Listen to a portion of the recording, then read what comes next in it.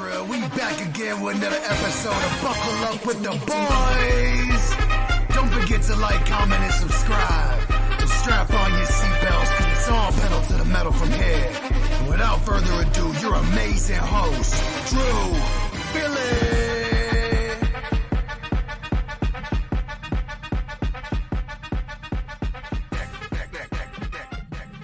Welcome back to another episode of Buckle Up with the Boys, here with your host, DB, and host Trevor Dinsmore. Trevor, again, how are you doing tonight?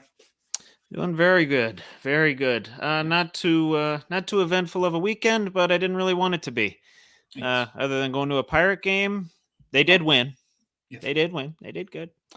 Yeah, just kind of a chill week so far. Chill at work, chill overall, and hopefully this is anything but. Yes. No, we got a lot of good news topics for you beautiful people out there tonight. A little toxicity, electricity, as always. I do want to send a special shout out to the newlyweds, Doug and Kate. They are now out on their honeymoon. It was a beautiful reception, beautiful wedding all around. And I hope they're having a great time down in Cancun. I just had to do that before we get into the show. Of course. Yes. Absolutely. But other things here, Trevor, a lot of news, a lot of pissed off Yinzers, happy Yinzers, in the middle Yinzers as well. Mike Tomlin gets a 3-year extension for head coach job as the Pittsburgh Steelers coach. How do you feel on this? I will dive into my long-winded answer. Yeah, I'll keep it fairly short and sweet, and then I have a feeling we'll have a pretty good discussion about it. Yes. I'm fine with it. No issues, really. I mean, this isn't really a time when we're in a flux with player personnel and could be in a flux in these next couple years to change coaches. So, and the Steelers, they're all about stability. They're all about consistency, year over year over year, as much as we can with players and as much as we can with coaches. I fully expected this to happen. As much as some Yinzers did not, rumors floating around that they wouldn't extend Tomlin past this season. Tis not the case. 3 more years on top of this one. So we'll see how things go. We'll see how he's able to manage this kind of, I don't really want to say transitional period, but I feel like we've been in a transitional period for the last 4 or 5 years. Correct. But if there's anyone that can make the most out of the talent that we have, we know it's Mike Tomlin. I even said it right before the show. No other coach is getting last year's team to 10-7. I don't care who it is. No other active coach in the NFL is getting that team to 10-7. Maybe Stefanski or Shanahan, but other than that, So no, I'm totally fine with it. I'm in the latter group. I'm a happy Yinzer. I would have to agree with you as well. Now, to the fans out there, maybe you're against the Steelers, maybe you're a Steelers fan. I just want you to be mindful that the goddamn Panthers have had 10 coaches in the last 5 years. Correct. Okay? There's no stability. 5 in the last 2. 5 in the last 2. So I really, you got to be, and we've had 3 in the last 55 years. Okay? Correct. That's just my starting point. The other one is, we were just talking about it prior to the show. Trevor magically, I don't know how the hell he does it, got Mike Tomlin's win percentage on point, 63%, 173 wins out of 100 losses. I don't know what else you want from him. Also, he's only 21 wins away from Chuck Noll, like we talked about prior, Trevor. So, I mean, I don't know what else this fucking guy needs to do to get the respect of the Pittsburgh faithful. Yeah, I mean, could win some more playoff games, maybe. Yeah, no, but we typically get lower seeds, we get wild cards, especially in these last several years. We get wild card seeds, and then we're playing buzzsaws, division winners in the first round. Lo and behold, we don't have the personnel to match up with them. That happened with the Bills this past year, and then the year before that, 2021 was with the Kansas City Chiefs. We ran into them, so you know it. It is what it is. It is what it is. But at the same time, we could go through another Chuck Noll period in the 80s or early 90s. We could have that happen again. We could have that happen with Tomlin. Right. But to pull a 10-7 season out of your ass last year, I still don't know how he does it. And I will say this: he's a lock every year. Steelers are a lock for over on their win total. It feels Yeah. like they constantly get disrespected on that. I think it's 7.5 on FanDuel this year. It was like 8.5 last year, and year before that might have been around the same thing, 8.5, 7.5, and they've hit the over every fucking time. Every fucking time. Yeah. Every fucking time. Yeah. And Mike Tomlin is the central reason for that. He just kind of keeps everything. He's the glue. He's the glue, man. And I'll say this too. He's as mediocre as he is to some people, especially in the playoffs. He doesn't change his demeanor. He doesn't change his philosophy. He doesn't change anything that doesn't need to be changed. Right. Right. So, and that's quite frankly, that's what I want out of a head coach. That's what I like to see, especially when, like you said, we see instability across the league elsewhere with the Panthers, with the Browns for a long time. I don't want to go through a head coach every single year. No, and we are definitely far from that. Yeah. So I'm grateful. I'd rather have it this way. I'd rather have it this way than the other way. I'd like a little bit more turnover, perhaps, in the coaching staff, somewhere in the middle. The old Goldilocks analogy. The porridge might be a little too hot, or actually, porridge might be a little too cold because no one's really on the hot seat with the Steelers. So no, but I'd rather have it. I'd rather have it that way. Right.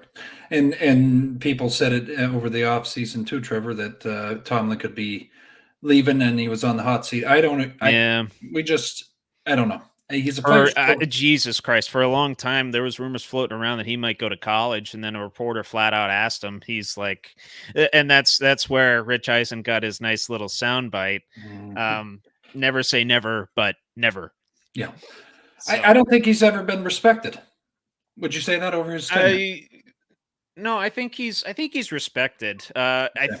I think he's respected league wide, and especially in the African American community, he's much respected with the likes of Stephen A. And others. It's just his own fan base and his own Steelers faithful, which is fine. As fans, we're allowed to critique. It's it's a results-based league. And, a lot of things are dictated by fan engagement, fan interaction, attendance. That's never going to be an issue to Steeler games. I can assure you that. As long as they're playing Renegade, people are going to fill that stadium. That's going to be fantastic. But no, fans are allowed to question their team. I do it all the time. I do it with my Sixers. I do it with my Sabres. I do it with my Pirates. I do it with my Steelers and Penn State and Notre Dame. I question them all the time. You should. Right. You should. That's what a lot of that is what drives action sometimes. Right. And just to move on here, because I don't want to stay on it too much longer. I just want him to be beloved as much as Noel and Carroll was. That's all. Just I understand. Yeah, I understand. It's I don't know. I think he'll be more appreciated after the fact. Weirdly. I think so too. It's really, you don't know what you got till it's gone type of a situation. And if he doesn't renew beyond these 3 years, and then we go to another coach after these 3 years, we'll see what happens. Steelers have been very lucky since 1969. We've run into 3 all-time greats at the head coaching spot with Noel Cowher and now Tomlin. Yes. And yes, I just said Tomlin is an all-time great. Definitely a Steelers all-time great. Yeah, he's a Hall of Fame coach. Plain and simple. Plain and simple. That's just how it is. The win percentage speaks for itself. He's been to 2 Super Bowls, won one of them. Yep. And he's consistently managed this team to prominence. Yep. So, yes. No, I have no issue with his deal. And I, like you said, I hope he does get the respect he deserves over these, next several years. Of course, I'd like him to win a couple more playoff games.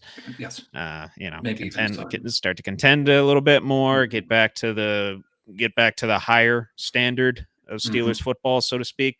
Yes. But no, as far as head coaches go, name me someone else better that's out there right now. It's pretty damn hard. Yeah. You really got to think about it. You do. You really got to think of maybe Bill, but he's old. Yeah, so. Bill, Andy Reid comes to mind. course, yeah, he's never going to leave the Chiefs. No. He's going to retire Chief. Yeah. So, but swinging over a guy that's almost been in the league as long as Tomlin, Mercedes Lewis, turns fucking 40 years old, or he turned 40 years old last month. Trevor, signs a 1-year deal with the Chicago Bears. Ooh. That was announced yesterday. I'm going to go on a twist here and add the toxicity that people are looking for. Sure. He is basically the Adonis Haslam of the fucking Chicago Bears. Okay, that's the perfect way to put it. Yes, there's no fucking. You got to listen to these fucking stats, and I'm trying not to laugh. 17 games he played for the Bears. Yes, primarily he was more of a block and tight end. Goal line sets, heavy package. Yeah. He caught 4 passes for fucking 29 yards. Okay, he's not known as a pass catcher. But you're paying him the fucking veteran medium at fucking 3.5 or something like that for that, Trevor. Yeah. If you fucking could get a guy off the streets of Chicago that could. I don't know. Where's he from? Do you know where he's from? Originally, he was a first rounder for the Jags back in. Okay, if he's going in the 19th. Do you know where he went to school? I can look that up real quick. They don't have that here. I'm going to look that up as well because it could be. I don't want to say nepotism sort of thing, but could be that. Where is he? You mean college or? Yeah, college. Okay. UCLA. Okay. Yeah. Okay, so there's not even really like a local connection. Yeah. He's just kind of sticking around to stick around, I guess. Yeah, I mean, they got Cole Kmet and Gerald Everett, the 2 primary pass catchers. It's kind of like the Steelers in a way with the 3 tight end set. I forgot they had Everett too. That's a good tight end group. Yeah. That's good. Everett was a starter for the Chargers last year, so yeah. And I don't know if it's to have a now this is the after I make fun of him and all that shit. Is it to have a role model in there to keep Caleb Williams under check? I don't know. Could be. They got a lot of young bucks on that team. Okay. That they're looking to grow and develop. Chief among them, Caleb Williams. Yeah. So. Yeah, he'll be a good locker room guy. I can assure you that. He knows what it's like to play in the NFL. He knows the grind. So that's really the only MO for that signing, I would think, because throw him in goal line sets too. He is listed as the 3rd tight end on the depth chart. Yes. Yeah, behind Kmet and Everett. Yep. Yeah, I don't know. Other than veteran leadership, I don't know why you make that signing. But I mean, the other thing too, you don't have a lot of 19-year vets in the NFL. That's not a common thing. True. So no, very very much an anomaly. Yeah. He's kept his nose clean, and I think I'm kind of feeling better about it. But to my knowledge, he hasn't done anything. Yeah. But another guy that I cannot stand one bit, Trevor. I'm going to piss off Raider Nation here. Max Crosby. Goes on to say that he's going to finish out the rest of his NFL career with the Raiders and hopes to bring a Super Bowl to that organization. Any comment regarding that, Trevor? Why are you laughing? Do you think he's going to bring a Super Bowl to that organization? If you're not in the NFL to win a Super Bowl, why in the NFL? Correct. Why are you in the NFL? And of course, he wants to bring it to the team that has, I believe, drafted him and has nurtured him, and he's a fan favorite for. So, yeah. Let me see. When was he picked? I got to remember. Eastern Michigan is his. Oh, yeah. Okay. I thought he went to a smaller school. Yeah. Yeah. I mean, he's still relatively young, too. He's 2019 NFL draft. Mm-hmm. So he's entering his, let me do the math here, 6th year. Mm-hmm. Yeah. He's got time. He's got some time to do it. I mean, Cam Hayward is 36, I think, and he's entering his 13th season, if I'm not mistaken. And he's still playing at a high level. Hell, we just extended him. So yeah.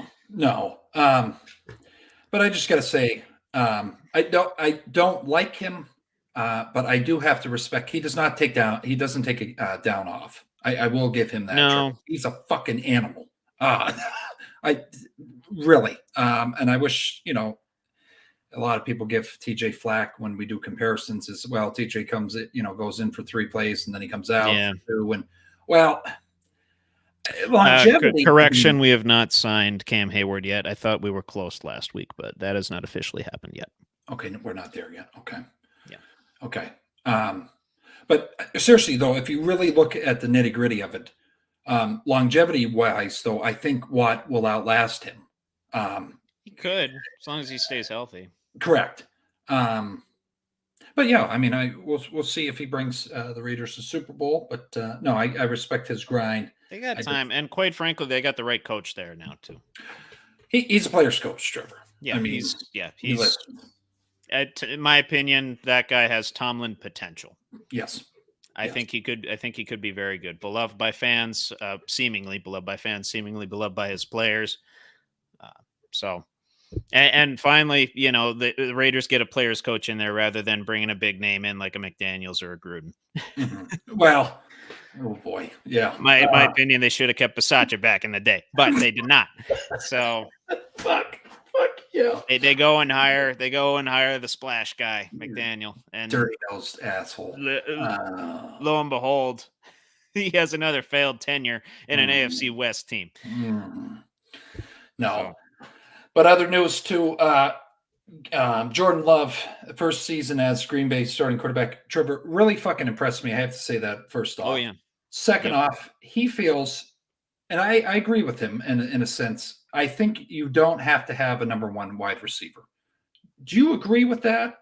They have young talent around him, but I feel like you kind of need that splash play guy, the fucking guy that takes away the coverage focuses on. But I want to see what you think on. Yeah, I want to see the Packers depth chart here real quick. I'm taking a look at it. Basically same as last year. Yes. Got Luke Musgrave, Jaden Reed, excuse me. Jaden Reed might be a sleeper fantasy pickup, not going to lie to you. He was a much more of a boom bust option last year, but with the way Jordan Love plays, he might be a sneaky flex in deeper leagues. As Christian Watson, Romeo Doubs, they might be attractive options as well, just based on the quarterback play of Jordan Love. But I don't think it goes so much to the talent of the wide receivers as it does something that Aaron Rodgers alluded to as well. Similar experience with him and Favre back in the day. Sit behind a starter for a couple years. Mm-hmm. See how it works. See the inner workings of the offense. Get used to the locker room. Run your reps in practice without the pressure of having to go out there each Sunday and perform. And then, lo and behold, you might end up like a Kenny Pickett and be off your team after 2 years. Right. So, yeah. I think there's something to be said for that, and a lot of teams rushing these quarterbacks into prominent spots and difficult situations right out of the gate. Mm-hmm. That's part of why a lot of these guys. There's a decently high failure rate for quarterbacks. I don't know how high it is, but I know it's pretty high. It's very tough to get a franchise quarterback, even in the short and intermediate term, let alone the long term. Right. So there's something to be said for sitting for a couple years, learning the offense, and then getting thrown into the fire when you're ready. Mm-hmm. Jordan Love is a prime example of that. We'll see if he's able to keep it up in his quote unquote sophomore campaign as a starter. Yes, no, I agree. And I'll tell you right now, they shocked the shit out of the Cowboys last year. Oh, that was glorious. And I think that was glorious. If they're not in your thought to make a run, they should be. This team's young and they're fucking hungry, and their coach bonehead at times, Trevor, but I think he all the way around that's going to be a fun division to watch. Is the NFC North? Yeah, it's going to be a very fun division to watch. You legitimately have 3 teams that could come out and win that division. To me, it's still the Lions division, but you still, the Bears could surprise you, or Green Bay. They could come out and do what they did last year. It's fucking awesome. Just, a little tweak here and there. You get a couple more wins, and all of a sudden they win the division again. Mm-hmm. It'll be fun to watch. I'm checking comments. Captain Insano, fuck me. That's on me. I did not add that to the script. Christian McCaffrey was named Madden 25 cover athlete. Oh yes. Oh yeah. Yeah. Let's go on that tangent. Let's go. Will the curse get him, Trevor?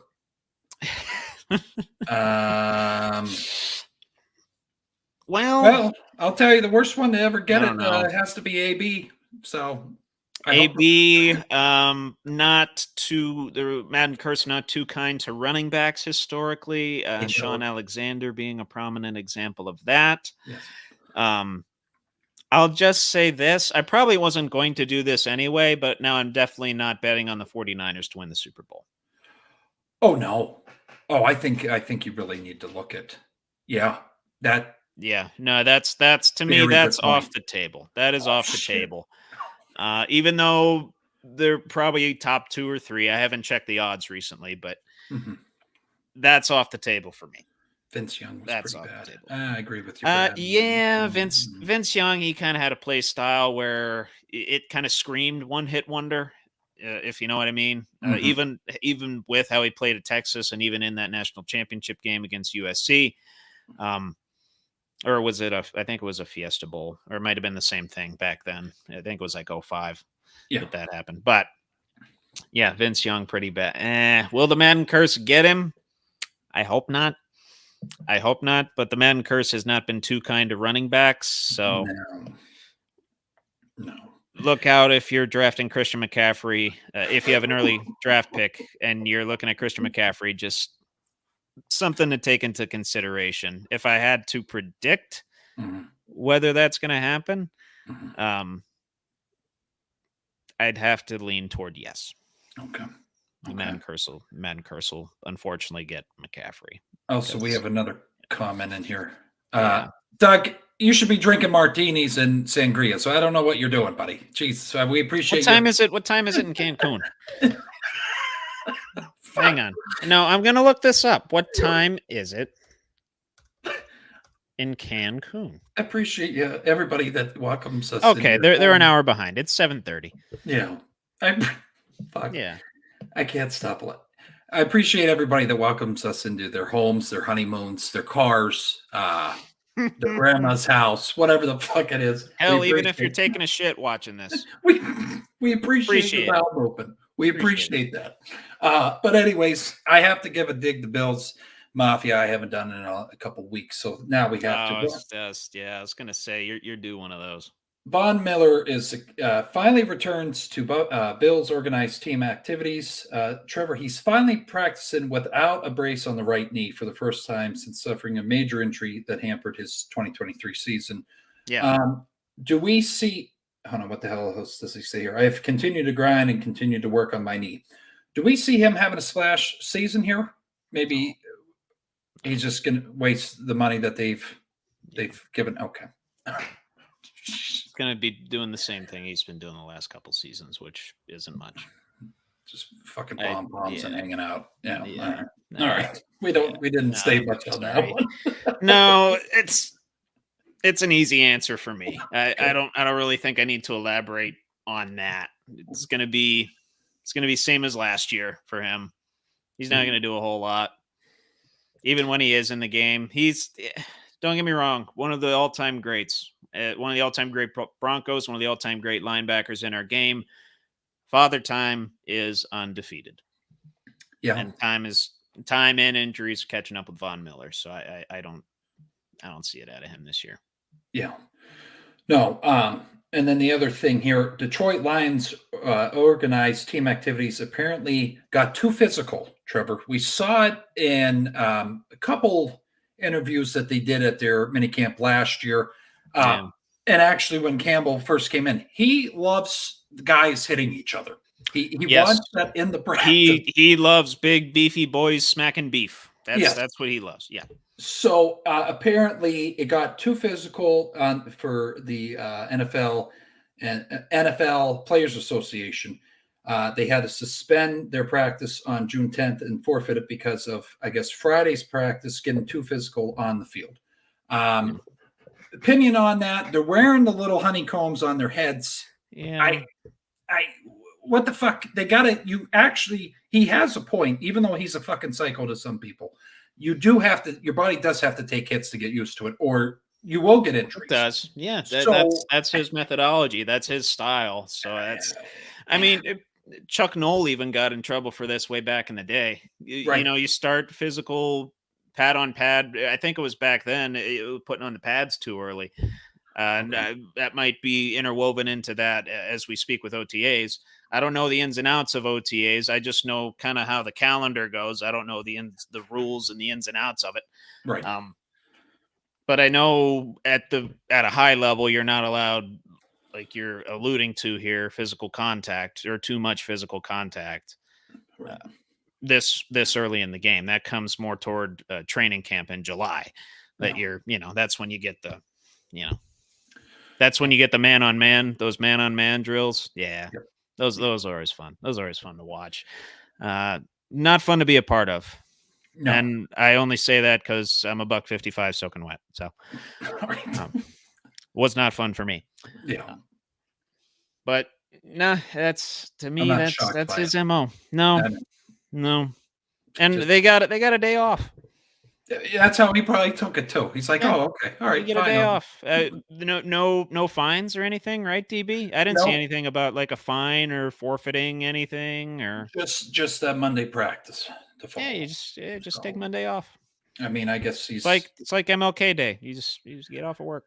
I wonder if there's a scale though. If he does it again, is there? I don't know how that works out. Do they have to? Will fines? I would imagine there's levels to it. I'm not going to sit here and pretend that I know the ins and outs of it because I don't. I'd have to. Yeah. Honestly, that might be something. That's one aspect of the game that I don't know a whole lot about. Is like team activities and the rules surrounding those in tandem with the league calendar. Mm-hmm. I need to figure that out. I know some people that would know the ins and outs of it, but I do not. Right. This swinging over here to almost close out the segment because I'm going to cut it off because I'm a little too long here. Will Anderson Jr. He wants more, Trevor. He already won fucking defensive rookie of the year. Yeah. He wished that he, instead of Myles Garrett, won the defensive player of the year for the whole league. That's the kind of guy I want on my edge. He is not settling. He's hungry. He wants more. And I think someday he will be defensive player of the year, and maybe multiple times. The pace he's on. So, and just the fact that defensive player of the year is essentially the best edge rusher anymore. Good, correct. So, you'd have to think Will Anderson would get a nod or two and be consistently in the running with that the way he showed out in his rookie season. As long as, barring something catastrophic, injuries, what have you, that he's a dog, man. Yeah. He's a dog. And the Texans, they freaking fleeced him. Oh, yeah. They absolutely, oh my God. The things the Texans have done with their roster over the last year, just how they've managed things. It's absolutely asinine how quickly they've turned things around. They were expected to get like 6 wins last season. Mm-hmm. Lo and behold, what did they win? They won 10 games? I believe so. They went 10-7 last year. Let me actually take a look at this. Yes, 10-7 and won their division. Yeah. Over the I don't know about heavily favored, but the favored Jacksonville Jaguars, who fell victim to the terrible tile curse. Yes, they did. Touched on this program. Mm-hmm. So blame that on what you want. Yeah. But no, I do like Will Anderson. I like him a lot. He's got a fantastic head on his shoulders. He's with a great organization now. And he's got all the tools to be very good for a very long time. I'm just glad we don't have to see him twice a year. Yeah, no, you have a star quarterback and you got Will Anderson on the other side. That's you're going to be okay for a while. Oh yeah. But swinging over one more segment here, and then we'll be going over to Trevor. I'm adding on to this segment. The Cowboys didn't have enough substance with what I had. So to add to what I read today, Trevor, the Cowboys, Jerry Jones, only spent $58 million in the offseason. Yes. Now you compare that to there are tribal in some cases, the Eagles who spent $585 million in the offseason. Yes. Are the Cowboys even going to eclipse what they did last year, 12-5? Well, actually, we're covering them this week. Okay. Oh shit. And then we are, should but I'll give you a slight preview. The answer is no. Okay. The answer is no. They're essentially running it back with the same personnel minus Dan Quinn, the same personnel, same player personnel, same coaching personnel. They're doing the same thing as last year minus Tony Pollard.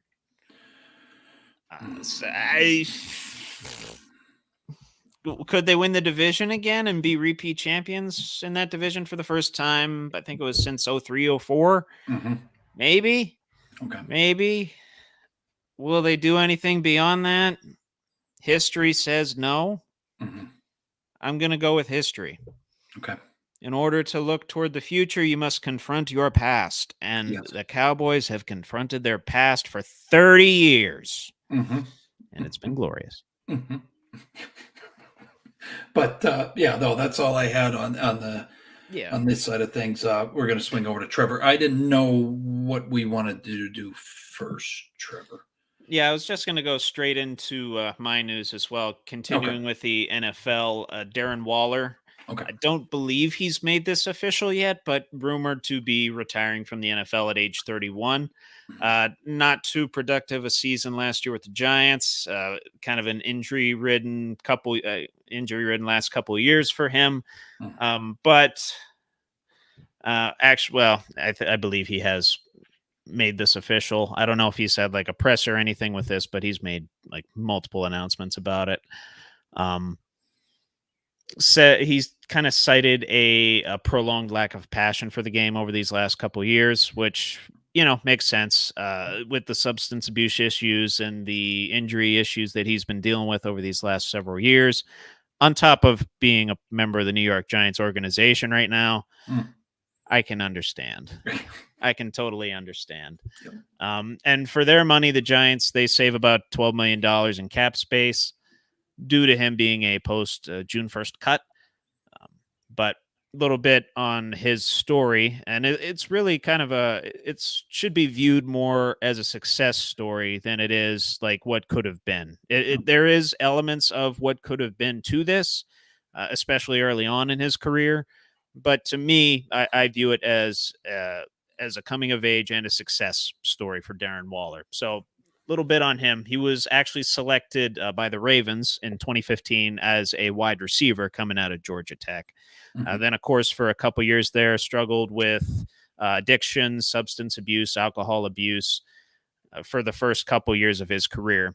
That was before he went to rehab in 2017 and kind of found himself again and was picked up by the Raiders. And then with the Raiders, he had a lot of success. And there was a couple years where he was a top 3 tight end in the game. A couple years with the Raiders, I believe it was 2019, 2020. He had his lone 1,000-yard seasons, made a Pro Bowl, and won Comeback Player of the Year in 2019. In his 2020 season, his pièce de résistance, if you will, he had 9 receiving touchdowns and 110 passer rating when he was thrown to. Also had 1,000 yards in that season and had the most catches of his career, if I recall correctly. Actually, I'm going to pull up his Pro Football Reference just to verify that information. I like to be factually correct, Mr. Billy. Yes, sir. Yes, that was his lone season with 100 plus catches. He had 107 catches on the season in 2020. But like I said, over the last few years, has missed 19 games with the likes of hamstring injuries, knee injuries.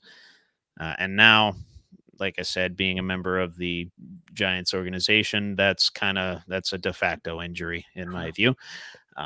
That's more of a knock on the Giants than it is on Darren Waller. I thought he was going to be great with the Giants. That did not happen. But on this and on reflecting on his career, Darren Waller made the following statement. He's eternally grateful for the game of football. I wouldn't be able to have this conversation or to think things through or be self-reflective if it wasn't for an opportunity to save my life and go to rehab, which the NFL offered me. They also gave me an opportunity to reestablish myself, to come back into the world and to do something productive, provide an example, be a leader, be a difference maker in my craft, but also my day-to-day wherever I go. Mm-hmm. So some people say what could have been. I say should be viewed as a story of overcoming and a story rehabilitation and a story of ultimately triumph. Yeah, at the highest level of his craft. Well, and on the note of what could have been, you got to figure what could have been the other way around if he kept down that path. You know what I'm saying? Because we've seen time after time after time guys go down that path. Yep. We see a few guys maybe going down that path right now. Yes. And we see how productive they are to society. We see how, how they're viewed ultimately in their legacy in the NFL. Darren Waller's legacy should not be viewed as that. No. There was a situation he talked about on some podcasts, and I don't mean to discredit the podcast, but I don't know if he was talking about having an anxiety attack or something, Trevor. Yes. Did you see that? That was very scary situation. Yeah, he had that in November. He had an episode where he couldn't breathe and was admitted to a hospital for 3.5 days. So mental health's a real thing, and I think he's absolutely. He needs to get things addressed, and football should be on the back burner. He might come back. Maybe he gets things addressed. He could. I would think he has the physical ability to do so. Mm-hmm. If he finds the right situation for him, but that's ultimately up to him. He has his priorities straight now. He's all set. Like you said, mental health, family, God, all that comes first before football. Mm-hmm. As much as I love football, as much as, the players in the NFL, as much as they love football, a lot of them, like Darren Waller, they have their priorities straight. They know what matters. And what matters is your mental health and, keeping your head out of your ass. Yeah, no, so to speak. Credit to him. Like you said, it should not be looked at as a negative. It should be a positive. So, absolutely, absolutely. Because, like I said, that could have gone. That could have gone the other way, and we wouldn't even be talking about it. No.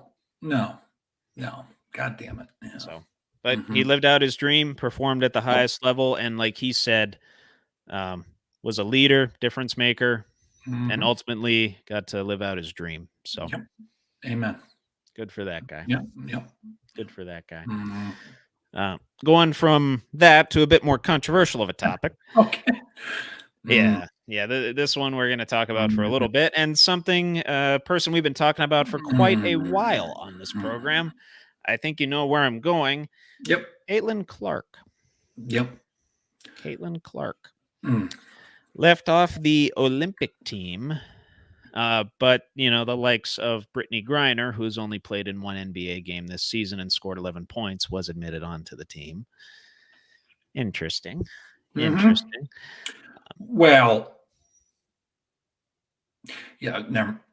Later. You want me to give details, and then you can PlayStation. I'll just throw it out here. Go ahead. It's not controversial. I don't think it is. I feel she was an advocate.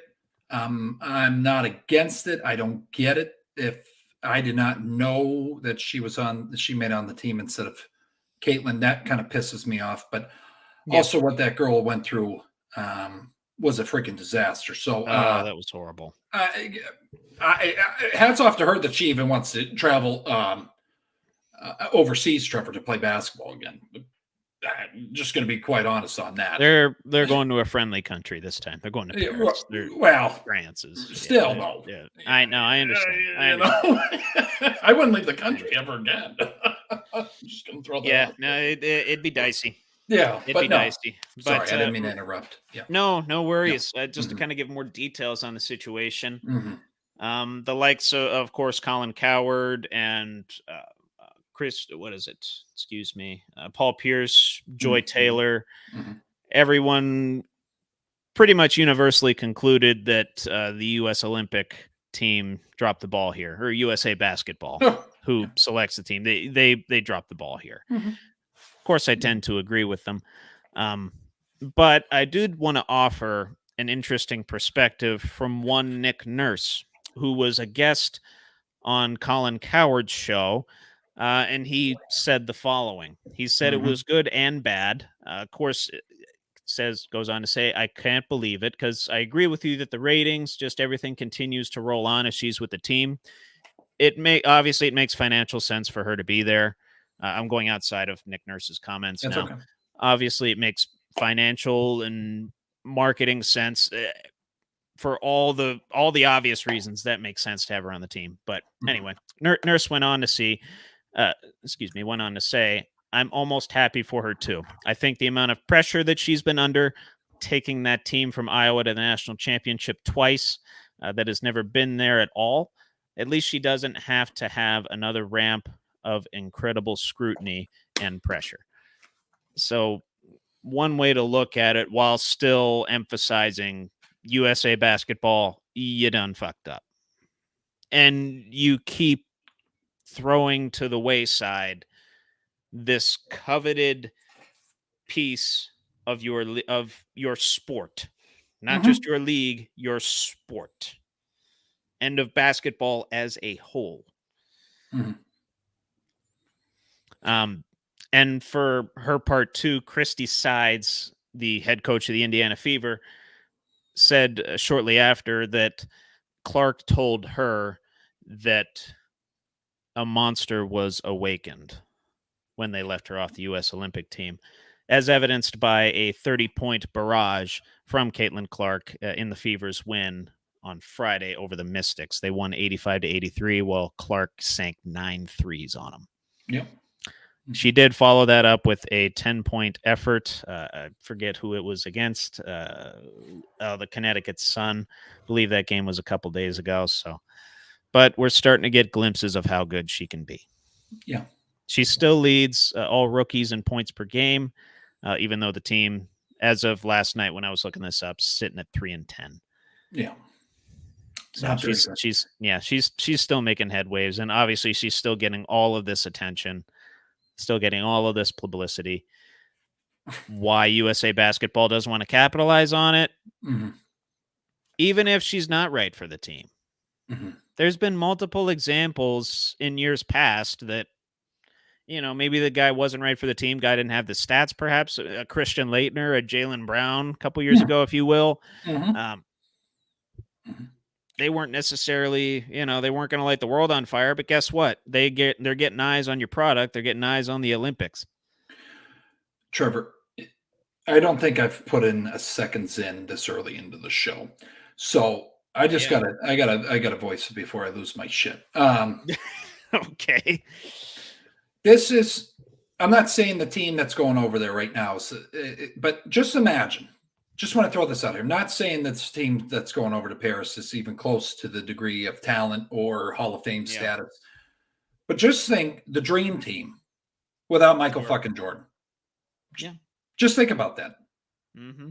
That it wouldn't be a thing. So you're basically you're canceling your best fucking athlete from going to the Olympics. Yeah. It's just it's mind-boggling to me. To me, it's asinine. It's not even profits. It's Yeah. to every athlete out there. You want to compete, and this is beyond. And I don't know, Caitlin. I haven't got if she came on the show, Trevor. I'd probably shit my pants. Literally. You know how much we would blow up if she did? Right. But even, I wouldn't have to work again. but it's past that. It's Maybe it's not even profitability. It's would love probably to represent her country. of You're course. not giving her that chance. And also she's an ambassador for the WNBA if you had her go over there. So young girls or whatever that, women athletes over there could see her compete. Yeah. Yep. You're depriving everybody to see that, and you're depriving her to represent her fucking country. And she's the greatest athlete that sport has ever fucking seen. It's Depriving her to make these connections all over the world too, and grow your sport globally. It's just stupid to me. I don't know. I don't know why you're not. Now you're gonna have to wait 4 years for it. Well, right? I don't know. Fucking clown.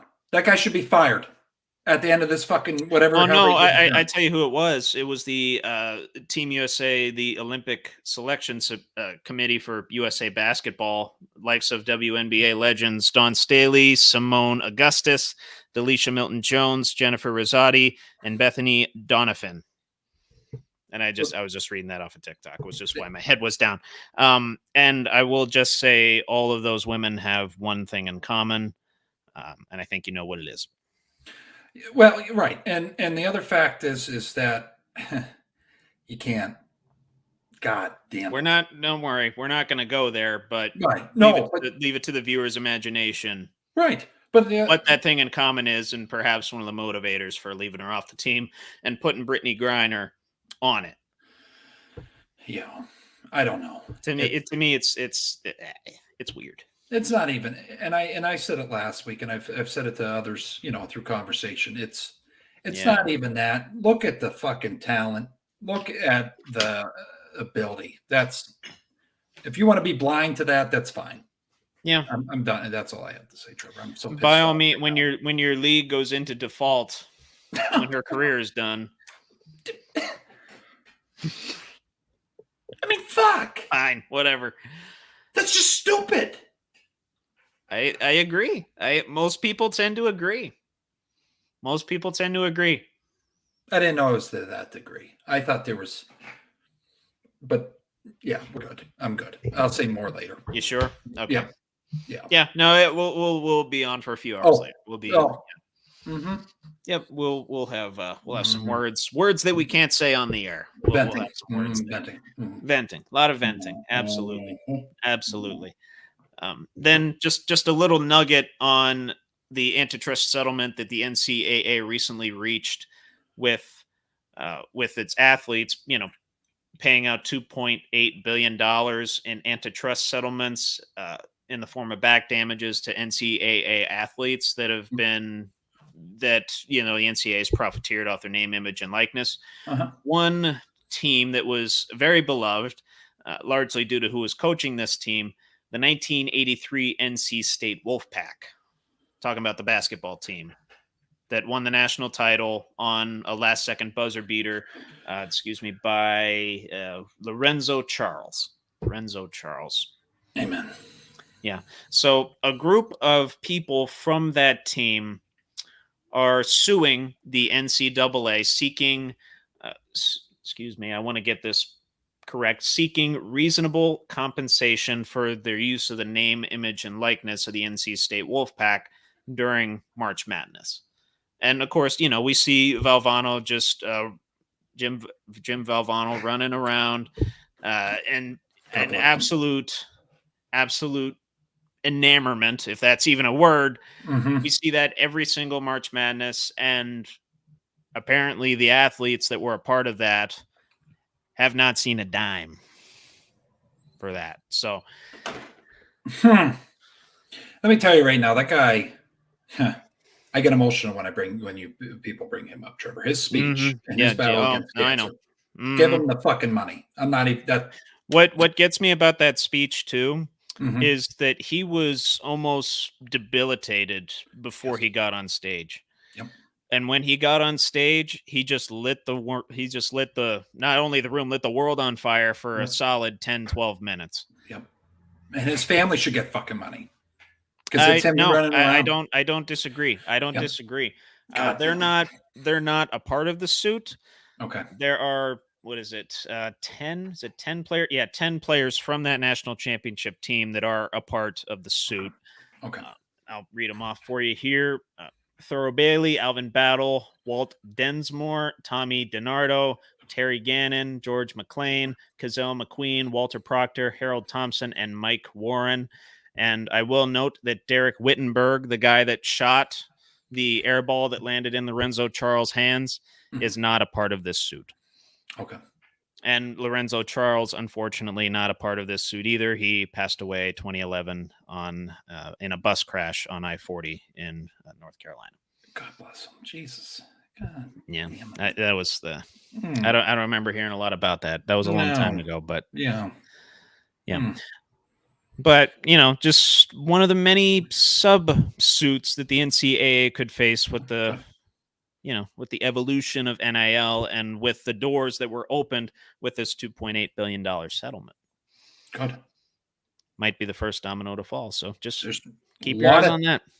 There's a lot, and I'm going to be careful because you know why, but there's Sure. a lot of things I disagree with that's been going on the last couple of years with them. So that's all right. So fuck them.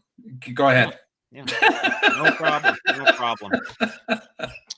Just my last little bit of news here, and then I'll kind of get into the meat and potatoes of the episode. Well, what's more likely is right after that. Then we'll get into the NCAA football 25 and the NFL schedule. But first, yes, a sport. I don't even know if you can call it a sport, if it is considered a sport. Something we've never talked about on this show: hot dog eating. Yes. Hot dog. Joey Chestnut's in the news. A lot of viewers are going to be interested in this. Yes. Oh, yeah. I watch the Nathan's hot dog eating contest every 4th of July. Yep. Joey Chestnut will not be a part of that this year due to some sponsorship conflicts that he has with, who's the name of Impossible Foods.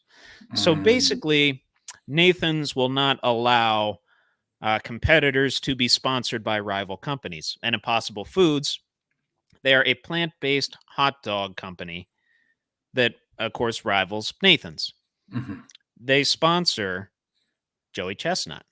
And according to a statement from MLE, damn it, what is MLE? I think it's like the Major League Eating or something like that. It's like the governing body of this whole thing.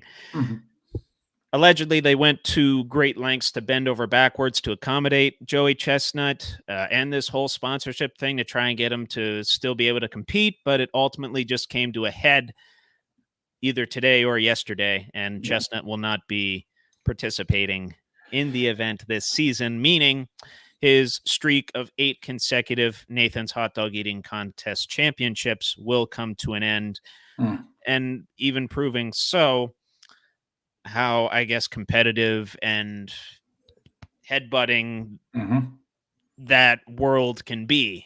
Yes. Nathan's is essentially saying, we don't care if you're a 16-time world champion. If you don't follow our rules, then you are not going to compete. And the greatest hot dog eater of all time, who once shoved 76 hot dogs down his gullet in 10 minutes... That's over 7.5 hot dogs a minute, by the way. Fucking crazy. That's over a hot dog every 10 seconds. That's nuts. When you break it down like that, it's really shit. Not to mention he shoved 62 down his gullet last year. Right. Winning the title. Viewership's going to be down, Trevor. Oh, I know. I'm probably not going to watch it this year. Yeah. It's unfortunate that... I understand he definitely has a stranglehold on it. He definitely has a monopoly over it, but this is the same guy that Major League Eating has called an American hero. Oh, fuck yeah. And he is an American hero. Oh, without a doubt. He's shoving an American creation down his gullet competitively and winning world championships 16 times. With ease. With relative ease. Only Matt Stoney broke this up, by the way. Yes, Matt. Yes. Yeah, a very good competitive eater in his own right. Does a lot of interesting and very gnarly YouTube videos. I follow him on YouTube. He's he's a good time. He's a good time. It is fucking disgusting, though, Trevor. If we really want to analyze it, if you look at the techniques that they have to do. Oh, I know. I saw this on several. I think it was on like a Dude Perfect video or something. They had Joey Chestnut on there. I forget how they were, whether they were doing trick shots or some other some other thing with him. I don't remember, but he basically broke down his diet and what he has to eat in a certain order to properly like open up his stomach to maximum capacity. And that involves water intake, that involves apples open up your stomach, by the way. I think they like open up your stomach lining or something like that, and they just keep things regular down there. So a lot of apples, a lot of water, a lot of stuff like that. I don't remember everything from the video, but it's intense. Yeah. It's more intense than people give it credit for. It's not just shoving 76 hot dogs down your gullet in 10 minutes. Mm-hmm. Like anything else, it takes practice. It takes time to be the best in the world at what you do. Right. And we're not going to see the best in the world at what he does come 4th of July. Right. That's a goddamn shame. Go Matt Stoney, I guess. If he's competing. Right. No, but we have what's more like, right? We do. You want to do the Yes. And then I got to make sure this is the right tone. Fire it up, brother. What's more likely with Trevor? There we go. I thought it was the Rock song. Was it the Rock song? No. And then was that? Yeah, and then we got the Beastie Boy feel for the. Yeah. Yes. I'm getting her all mixed up. No, you're okay. You're okay. That's on me. No, that's on me. But anyway, touching on the opening topic to this show. What's more likely by the time both of us are 35? For reference, you are how old, Drew Billy? You are 27. You're 27. Mm-hmm. I'm 26. So we'll say when you turn 35, 8 years. Fuck me. Yeah. Yeah, no, I know. Your age is going to start with a 3 pretty soon. Fuck. Not going to be fun. What's more likely by the time we're 35 years old? Mike Tomlin is no longer head coach of the Pittsburgh Steelers, or Mr. David Tepper is forced out as owner of the Panthers. Oh, that's a good one. I know which one I want. Tepper. Mm-hmm. They're going to have to. If he has his extracurricular activities as like last year, you got to dumping beer on fans. You can't have that. Yeah, not good. Now allegedly seeking taxpayer money for stadium improvements with money that he has. He could use the money that he has for it. Fucking sucks. Slime balls. He's a fucking downtown stooge, Trevor. As my people would say, it's stooge. He's yeah. Or as Pat McAfee would say, it's stooge. Yeah. Look at stooge. Yeah. His picture should be right next to it. If not, we'll have to get old Webster's or Oxford and say, hey, here's a guy. Now we'll pull a Collinsworth. Now here's a guy. David Tepper. Yeah. I will say Mike Tomlin is no longer head coach, though. To me, it's easier to get rid of a head coach than it is an owner. I mean, we saw how long it took he who shall not be named to be excommunicated from the NFL, despite his misdealings over the course of 2 decades. Yeah. So, no, I'll say it's easier to get rid of the head coach, more likely. Yeah. More likely that Tomlin's out. As much as I want to see Tepper out of the league, he's the new he who shall not be named. So, moving on from that, it's been an eventful week for your Lakers. Mr. Hurley turning down a $70 million deal with the Lakers. I would too. Yeah, it's a bummer. And I don't know where y'all are going to go from here. But, of course, I have to ask it. I have to jam the needle into your arm. Yes. More likely to be head coach of the Lakers this upcoming season, JJ Redick or anyone else? I see JJ. I hate to say it, but I do too. I don't know who else wants that job. No. I don't know who else wants that Not job. with LeBron there. No. And, you're talking the biggest coach in college basketball just turned down a $70 million deal to go back to D1 ball and go for a 3rd national championship. Right. The framing of that's better than dealing with the Lakers organization right now. Who that's established wants to be known as the second choice for the Lakers? I think too, Trevor. I think he has more say in UConn. Oh, of than course. he would. Yeah.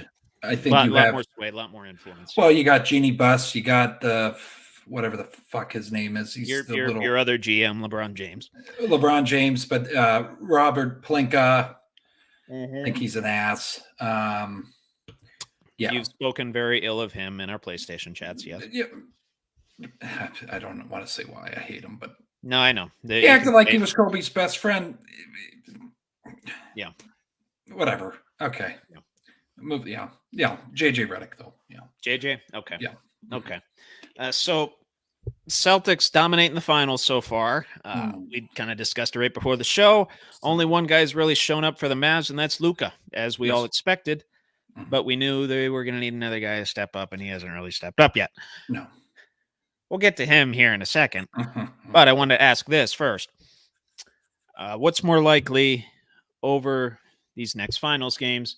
A Celtics sweep or the Mavericks cover the spread in each of the games that are remaining?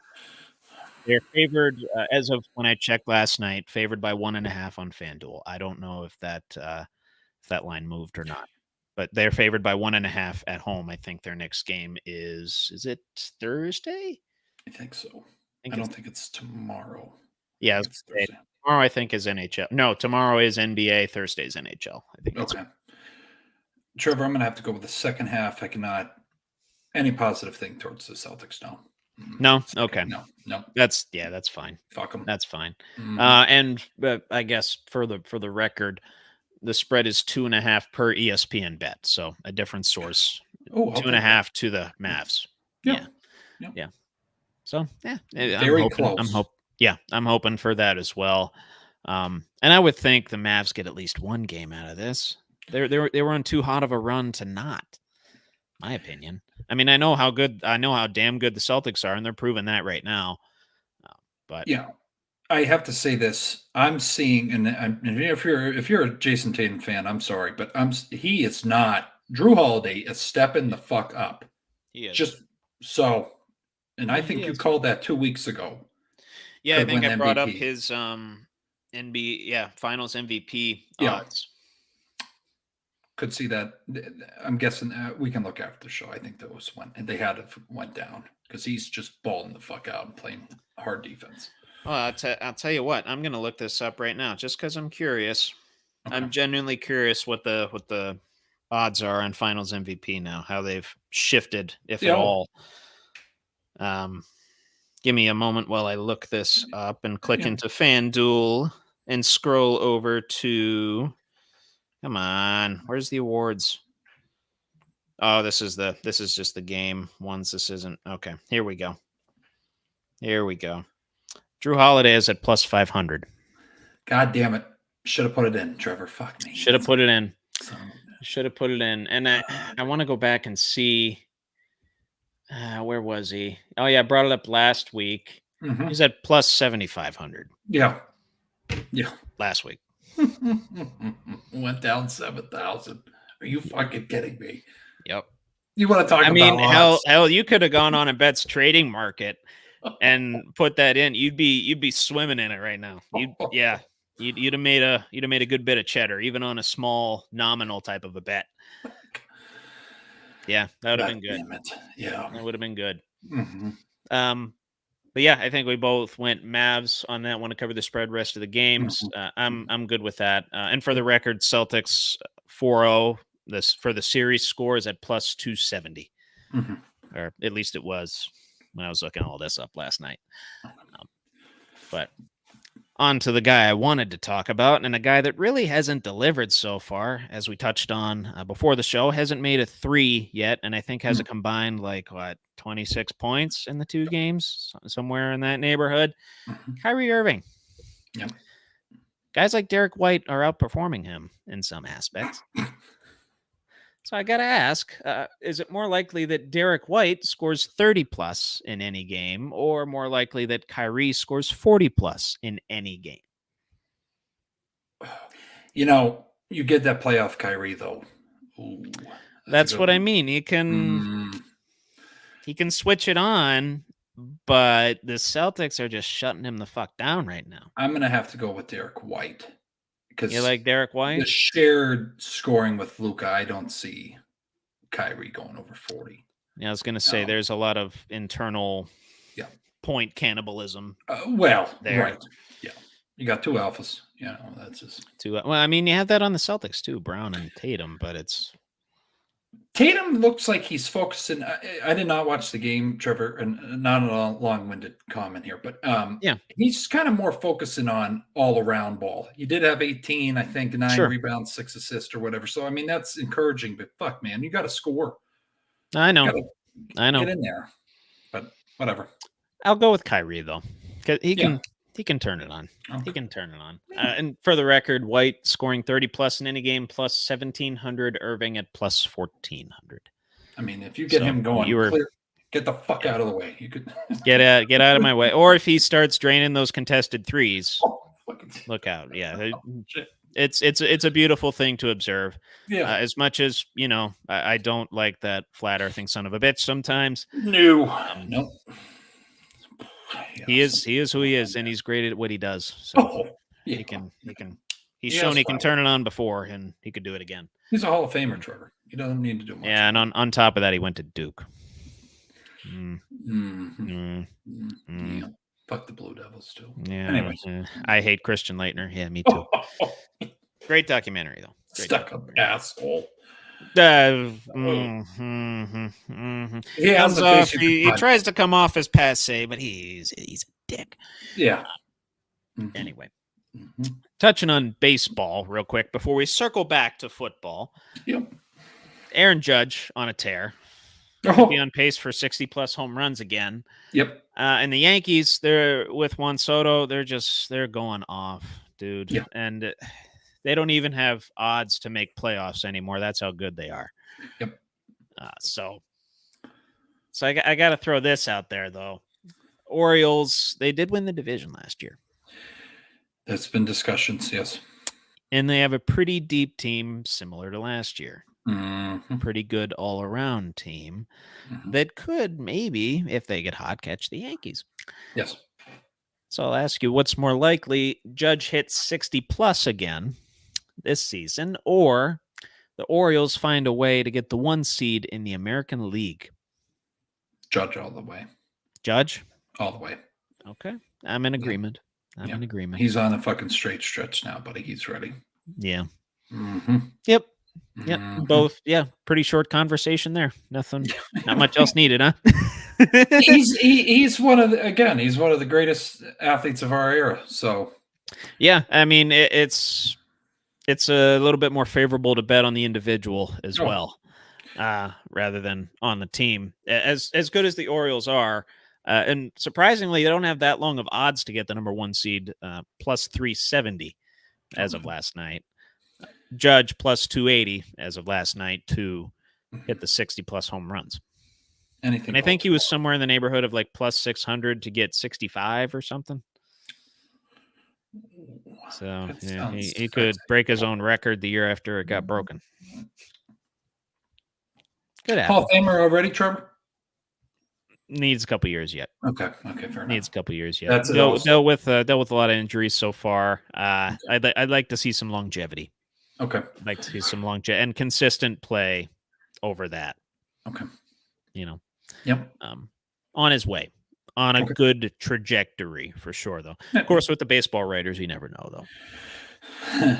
Fuck them. No, I know. A lot of fucking going on tonight, Trevor. A lot of fuck you. Yeah, no problem. That's not a problem. We love to see that. Yeah. Love to see that around here. Fuck. I wish I were adorning this man's jersey as we speak, but it's flying off the shelves. And, Pirates are capitalizing on it pretty well. The 80s porno stash, Livy Dunn. I'm talking about Paul Skeens. Paul Skeens. And yes, I'm talking about Paul Skeens quite a bit. He could be up for Rookie of the Year. He's the best thing that happened to the Pirates in a long time. Okay? Yeah. Okay. Probably Not only, yeah. Might even be more hype than that, if You I'm know, being totally honest with you. right? Brings the 80s porno stash to the game. He's throwing 102 miles an hour to these batters. And not only that, he's dating Livy Dunn, who's sitting in the stands every single time. And, the Yep. camera pans to her, and then every red-blooded American male is staring at the scoreboard like this. Yep. Like me. Yep. One of the greatest things happened to Pittsburgh in some time. Yeah. In some time, that's for sure. Mhm. Currently, and he's not pitching right now, but currently he's at 38 strikeouts over 5 starts. It's pretty damn good. Very good. 7.6 per start, by the way. And bear in mind, he has not worked over 6 innings. No. Has not worked over 6 innings in a start yet. Mhm. Had 3 6-inning outings. And before that, his debut was only a 4-inning outing, and his last outing, which was on the 5th against the Dodgers, was a 5-inning outing. But still, he's only had 1 start where he's gone below 7 strikeouts. Wow. Right now, he's at plus 100 for 150 plus Ks on the season, even though he just got called up a little bit ago. God damn. So is it more likely that he gets over or under that 150? 38 now. 38 now. Why not? I mean, we got 2/3 of June left, and then July, August, September, part of October. So probably what, close to 4 months left. Mm-hmm. I'll be a real prick here. 154 on the dot. 150. Ooh. Yep. I might hold you to that. We'll refer back to this. Yes, I'm actually going to write that down. Okay. After the show, I will. Yes, 154. Well, I'll tell you what. Let's do this. Yep. When we finally meet in person, which, Yes. by the way, viewers, Drew and I have not met in person yet. I don't know how the fuck that hasn't happened. We have not met in person yet. We've chatted over PlayStation, and obviously we do the show. Every fucking day. Every medium but face-to-face interaction. We're going to do it. We will. Yeah. When we get together, whoever's closer buys a round. Oh, I'm fine with that. Oh, fuck yeah. Liquor, alcohol, yeah. Alcohol. Yeah, no, not just between it. Whoever we're going out with. Oh, everybody. We'll go out with people. Yeah. Okay. Yeah. There. Whoever's closer buys first round. Sure. I'm drinking water. Yeah. I'm not. This is not. No, I got you. Well, appropriately, I have the Pirates glass. Yeah. So, Pirates glass, Pirates hat. I'm all Pittsburgh tonight. Yes. So you say 154. Yep. Write this down too. I'll go right above you. I'll say 159. 159. Okay. We'll say 159. Fuck me. I think he can get there. I'll remember that. Okay. 154. Actually, I don't have a fucking pen. Yeah, that's. Well, hell, this is recorded. We'll go back and watch it. Yeah, we're good. 154, 159. 154 and 159. Viewers, hold us to that. Remind us. I'm going to write it on the script right here for right. Yeah. Okay. Oh yeah. Throw it on the live script. Yes. Yeah. Beautiful. 54. So 154, you said 159. I said whoever's closer. Do we want to do closest without going over, or do we just want to do closer? Whatever you want. Whatever I want? Yes. Holy crap. I'll write it. First time I've been told that in a while. All right. Whatever you want. Yeah, do whatever you want. We'll do just closest then. Just closest. Okay. Closest. Okay. All right. Awesome. I'm going to stop typing into the fucking mic. Okay, there you go. All right. All good. All good. I'm excited to see it. Yes. Hopefully he's able to get a few more, few more quality starts in him, a lot more 6-inning plus outings. That would be ideal for him to reach that number. But we shall see. Yeah. We shall see. Yeah. Of course, ESPN only has him projected getting 12 starts, but that's literally a straight like when he got called up versus where he is now. He's gonna get some more starts. Yeah. He'll be fine. He's in the rotation now. He's fine. He fucking made Ohtani look like a little girl in the fucking batter's box. Are we just not gonna? He did give up a home run to him later in the game. Yeah. And he fangirled at it. He smiled at it. It's like, I'll get you again next time, sir. That's what he's thinking. Yeah. Perhaps he got him. I think what did he get him once or twice? I know he got him once. I forget. But anytime someone hits a home run on him, Trevor, I don't want to. Yeah. He's like, you think I really give a fuck? Do you see? Yeah. You see who I go home with? You know what I mean? Yeah. Am I really losing? Am I? He might give more of a fuck when she's in Paris, but well, and then you see this fucking city. They love me. Okay, you fucking Yes.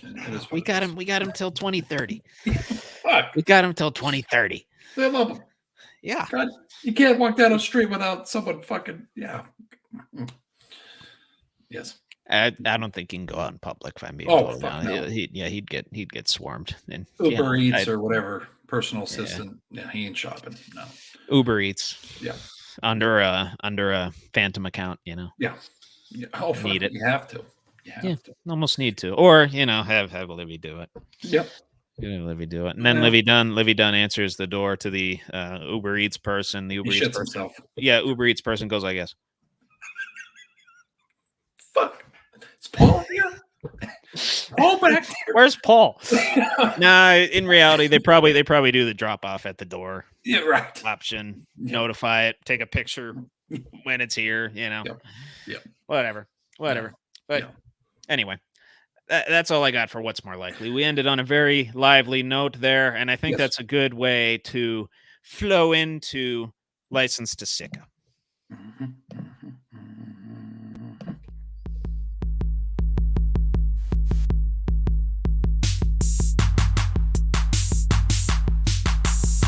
License to Sicko with Trevor. What the hell were you mumbling there? You can see the screen. It's going to get sicko. Oh, very nice. Yeah. Oh, that's awesome. Gotcha. Good work, buddy. All right. I'm excited for this. I'm excited for these teams. No, yeah, likewise. This week, covering the former Big 12 and the American with License to Sicko. And since this is only the second week of doing this, I'll briefly explain the rules to everybody.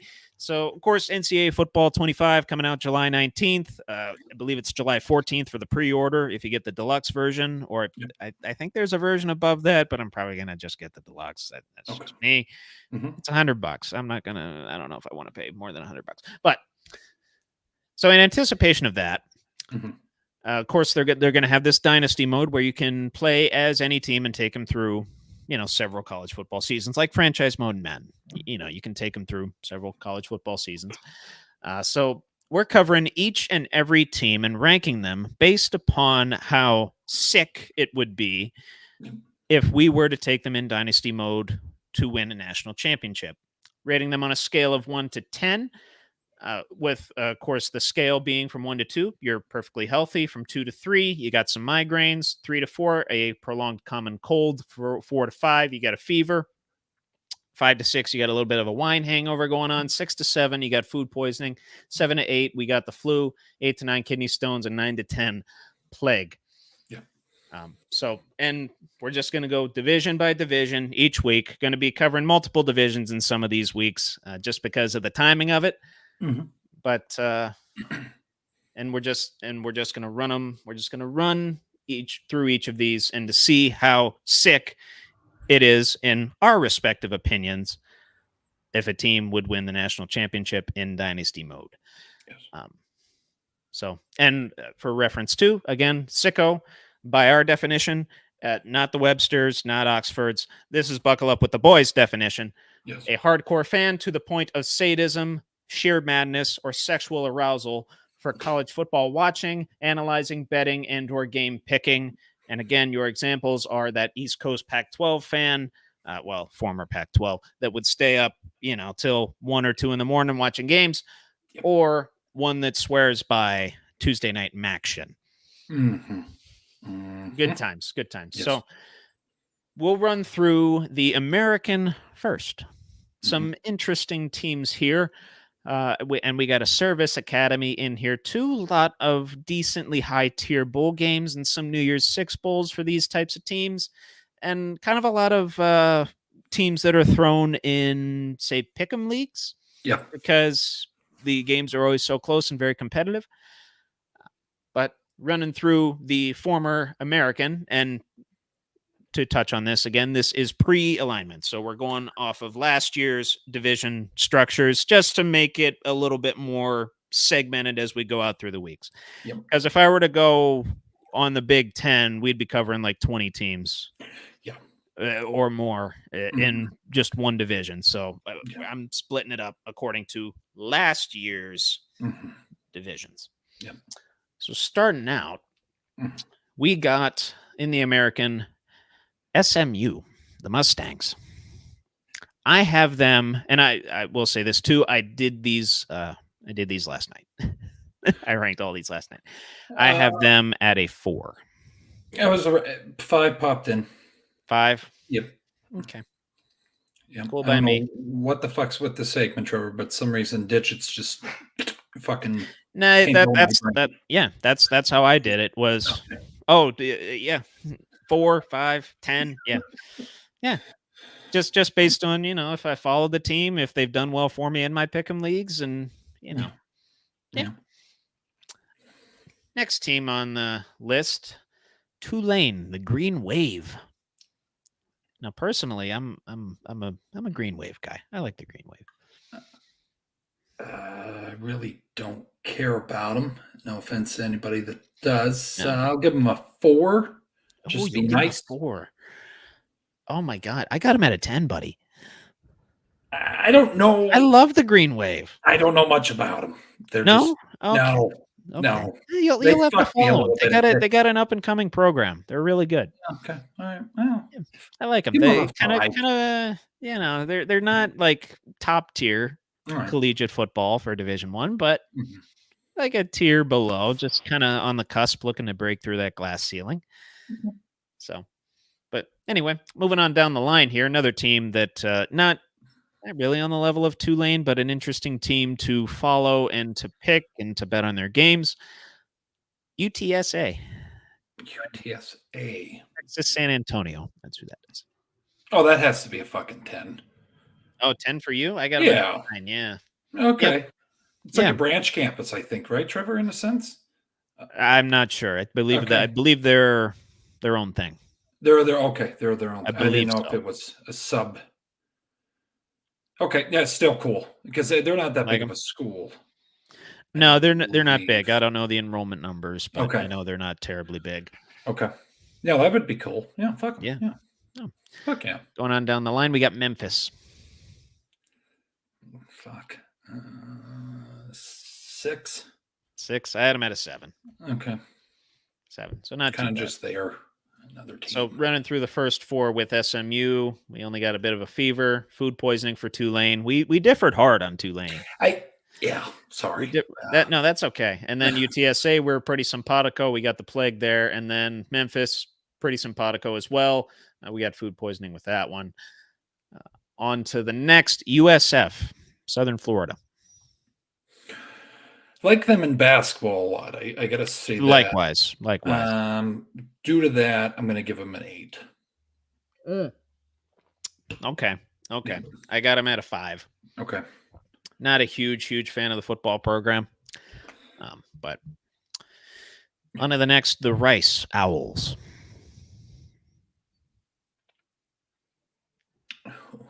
We have a Rice alum on the Steelers team, by the way. Fuck. Well, and a certain McCaffrey brother was drafted out of Rice recently. 6. 6. I'm at a 3. Okay. Yeah, not too big on now that. We're kind of getting off the rails a little bit. I got to rein it in a little bit. Right. No, you're good. This is why I let you go first, because I already picked these. All right. Navy, the midshipmen. You know what? I got to say this. If you're to this point in the episode, I give a lot of shit about the servicemen. Army and Navy will always have a 10. 10? They will have a 10. Good stuff. Good stuff. Yeah.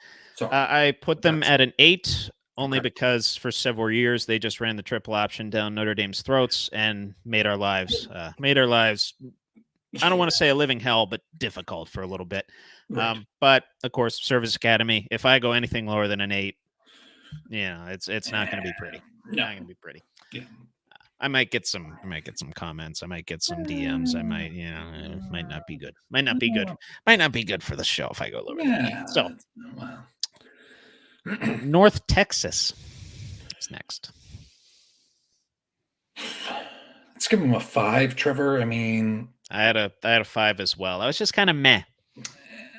I'm not Like, big on Texas teams, but yeah. No, I mean, your obvious Texas teams, your Texas Tech and Texas itself. Yeah. Sure, but Houston, I guess. But can tolerate them. Yeah. Yeah. UAB. Alabama, Birmingham. That's a fucking Alabama team. It is. I understand. They're in the shadows of Alabama. They are very much. So I'll give that a 7. That would be kind of Adam at a 6. Yeah. Okay. Yeah, okay. Not bad.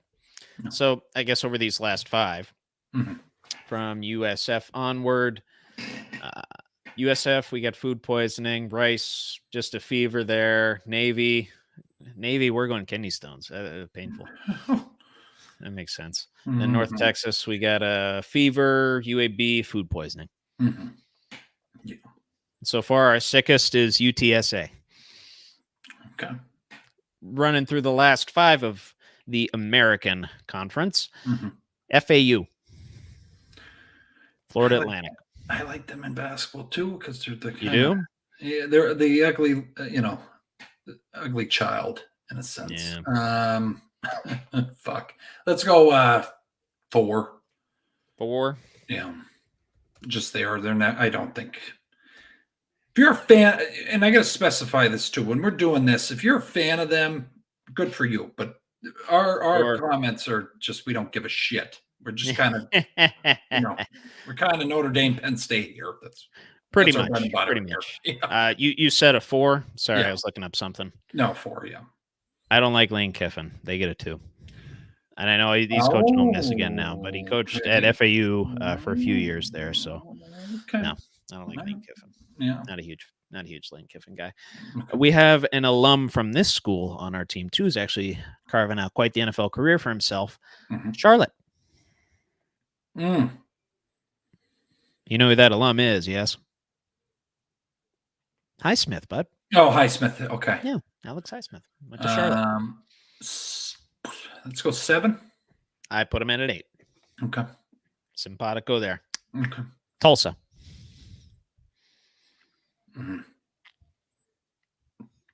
5.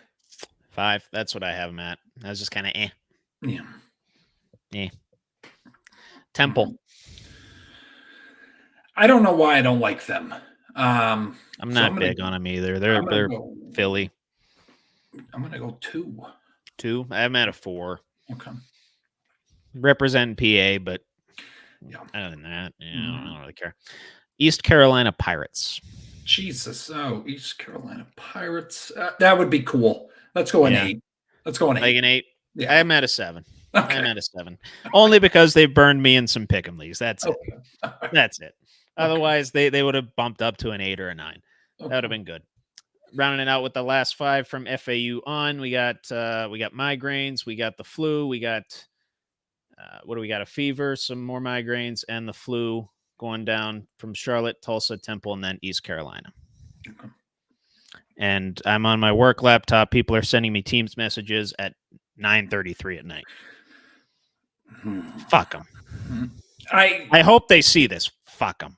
You gotta turn it off. I gotta turn off the notifications. That's what I gotta do. No, the other people need to turn it off. Turn it off. Yeah, well, that too. Get a fucking bottle of Moscato and sit back and prop the legs up. Come on. And watch Buckle Up with the Boys. Watch Buckle Up with the Boys. What the hell else you doing? Come on. Get a cannoli or whatever the fuck you got going on over there. You know what I mean? Come on. Jesus. Excuse me for being flustered. Fuck, man. So, again, to repeat, FAU had migraines. Charlotte, we had the flu. Tulsa, fever. Temple, migraines. East Carolina, we got back to the flu again. And our winner for the American Conference, UTSA at a 9.5. God bless them. Very nice. Yep. Interested to see who's going to be our winner in this one. There's an obvious pick, but then there's another pick that I don't know. Maybe it'll emerge. Going on with the Big 12, good sir. And again, the Big 12 as of 2023, starting out with the big gun, Texas, Longhorns. I love Matthew McConaughey. I'll just start by saying that. They've been there Yeah. 5. 5? Yes. I had them at a 6. So got a wine hangover for them. Oklahoma State, the Cowboys. Mason Rudolph alum. James Washington as well. Yes, sir. Yeah. Let's go 7. Just because of, I like Gundy. I like their coach quite a bit. Yeah, he's the guy that has the soundbite. I'm a man. I'm 40. You remember that? Yes. Yep. Yeah, that's him. Okay. So I am at a 10. Okay. Oh, fuck. Okay. Yeah. Shit. Well. No, it's all good. It's all good. Right. That's why I'm having you go first again. All right. Oklahoma Sooners. I really don't like them, Trevor. You'll be surprised where I have them and for what reason, but I'll let you go. 4. 4. Wow. I fuck them. Yeah, I don't like the Sooners. I have them at a 7, and do you want to know why? My favorite commentator in wrestling history, good old JR, Boomer Sooner. Wow. He always He always came out to their victory march. God damn it! So shit. I had to throw that out there. Yeah. And we have a wrestling topic tonight in our debate time. Yes, we do. Very much looking forward to that. But anyway, Oklahoma State looks like we got kidney stones in Oklahoma. We got a wine hangover at a 5.5. Iowa State, the Cyclones. I'm going to be ill will because the transfer portal made us lose 2 very prominent players from bonus to them. So I'm going to say a fucking 3 because of that. I'm at a 4. I'm not big on them. Okay. They're notoriously difficult to pick in pick'em leagues too. So I don't give a shit for them. So nice little common cold for the Cyclones there. Kansas State. Don't hate them as much as Kansas. So I'm going to go. No. I'm going to shock you with this an 8. I have an 8 too. Okay. I actually like Kansas. I like their style of play. I like what they're building. Okay. So we got the flu for them. West Virginia, the Mountaineers. Pat McAfee alum. Shit, you're right. Damn it! All right, I'm gonna bump mine up. And only because of that, I'll tell you what I had. 9. Going with a 9. Oh yes. My God! I had them at a 2 until you said Pat McAfee. I bumped them to a 4. Okay. So we're starkly disagreeing. This is good. Yeah. So average out to a 6.5. We got food poisoning for them. Okay. Texas Tech, the Red Raiders, Pat Mahomes alum. And is an alum. Because of that, I'm going a measly middle of the pack 5. I'm at a 7. Okay. I think, yeah. Okay. They usually play pretty exciting games. So, yeah. Well, as does most of the Big 12, really. Yeah. So you said you didn't hate Kansas State as much as this team. Apparently, you don't like the Jayhawks. Kansas. All right. I got to be level-headed. I'll give them a 4. I'll give them a 4 because I feel like I'm being harsh here a little bit. Yeah, you are, because I'm at a 9. I had them at a 2, and then I said, fuck it, let's go 4. 4? Okay. Yeah. So we got a little food poisoning for them. That's okay. Yeah. And for Texas Tech, we had what's called a wine hangover. I'm interested to see what you think about this one because I have them pretty low. UCF. I liked watching them too in basketball. Not basketball, really, yes. Not really big in the football. Trevor, let's just go with 3 on that. 3? That's where I have them. Okay. Yeah. I will give them props for having that undefeated season not too long ago. Of course, they were petitioning to get into the 14 playoff, but, strength of schedule and some other metrics left them out. So I'll give them their props for that. But other than that team historically really hasn't excited me. So no. TCU, The Horned Frogs. I love them. Let's go an 8. Likewise. I have an 8 as well. Yeah. I have an 8 as I well. like So their we got jerseys. we got like the the flu for feel. those guys. Oh, Yeah. yeah.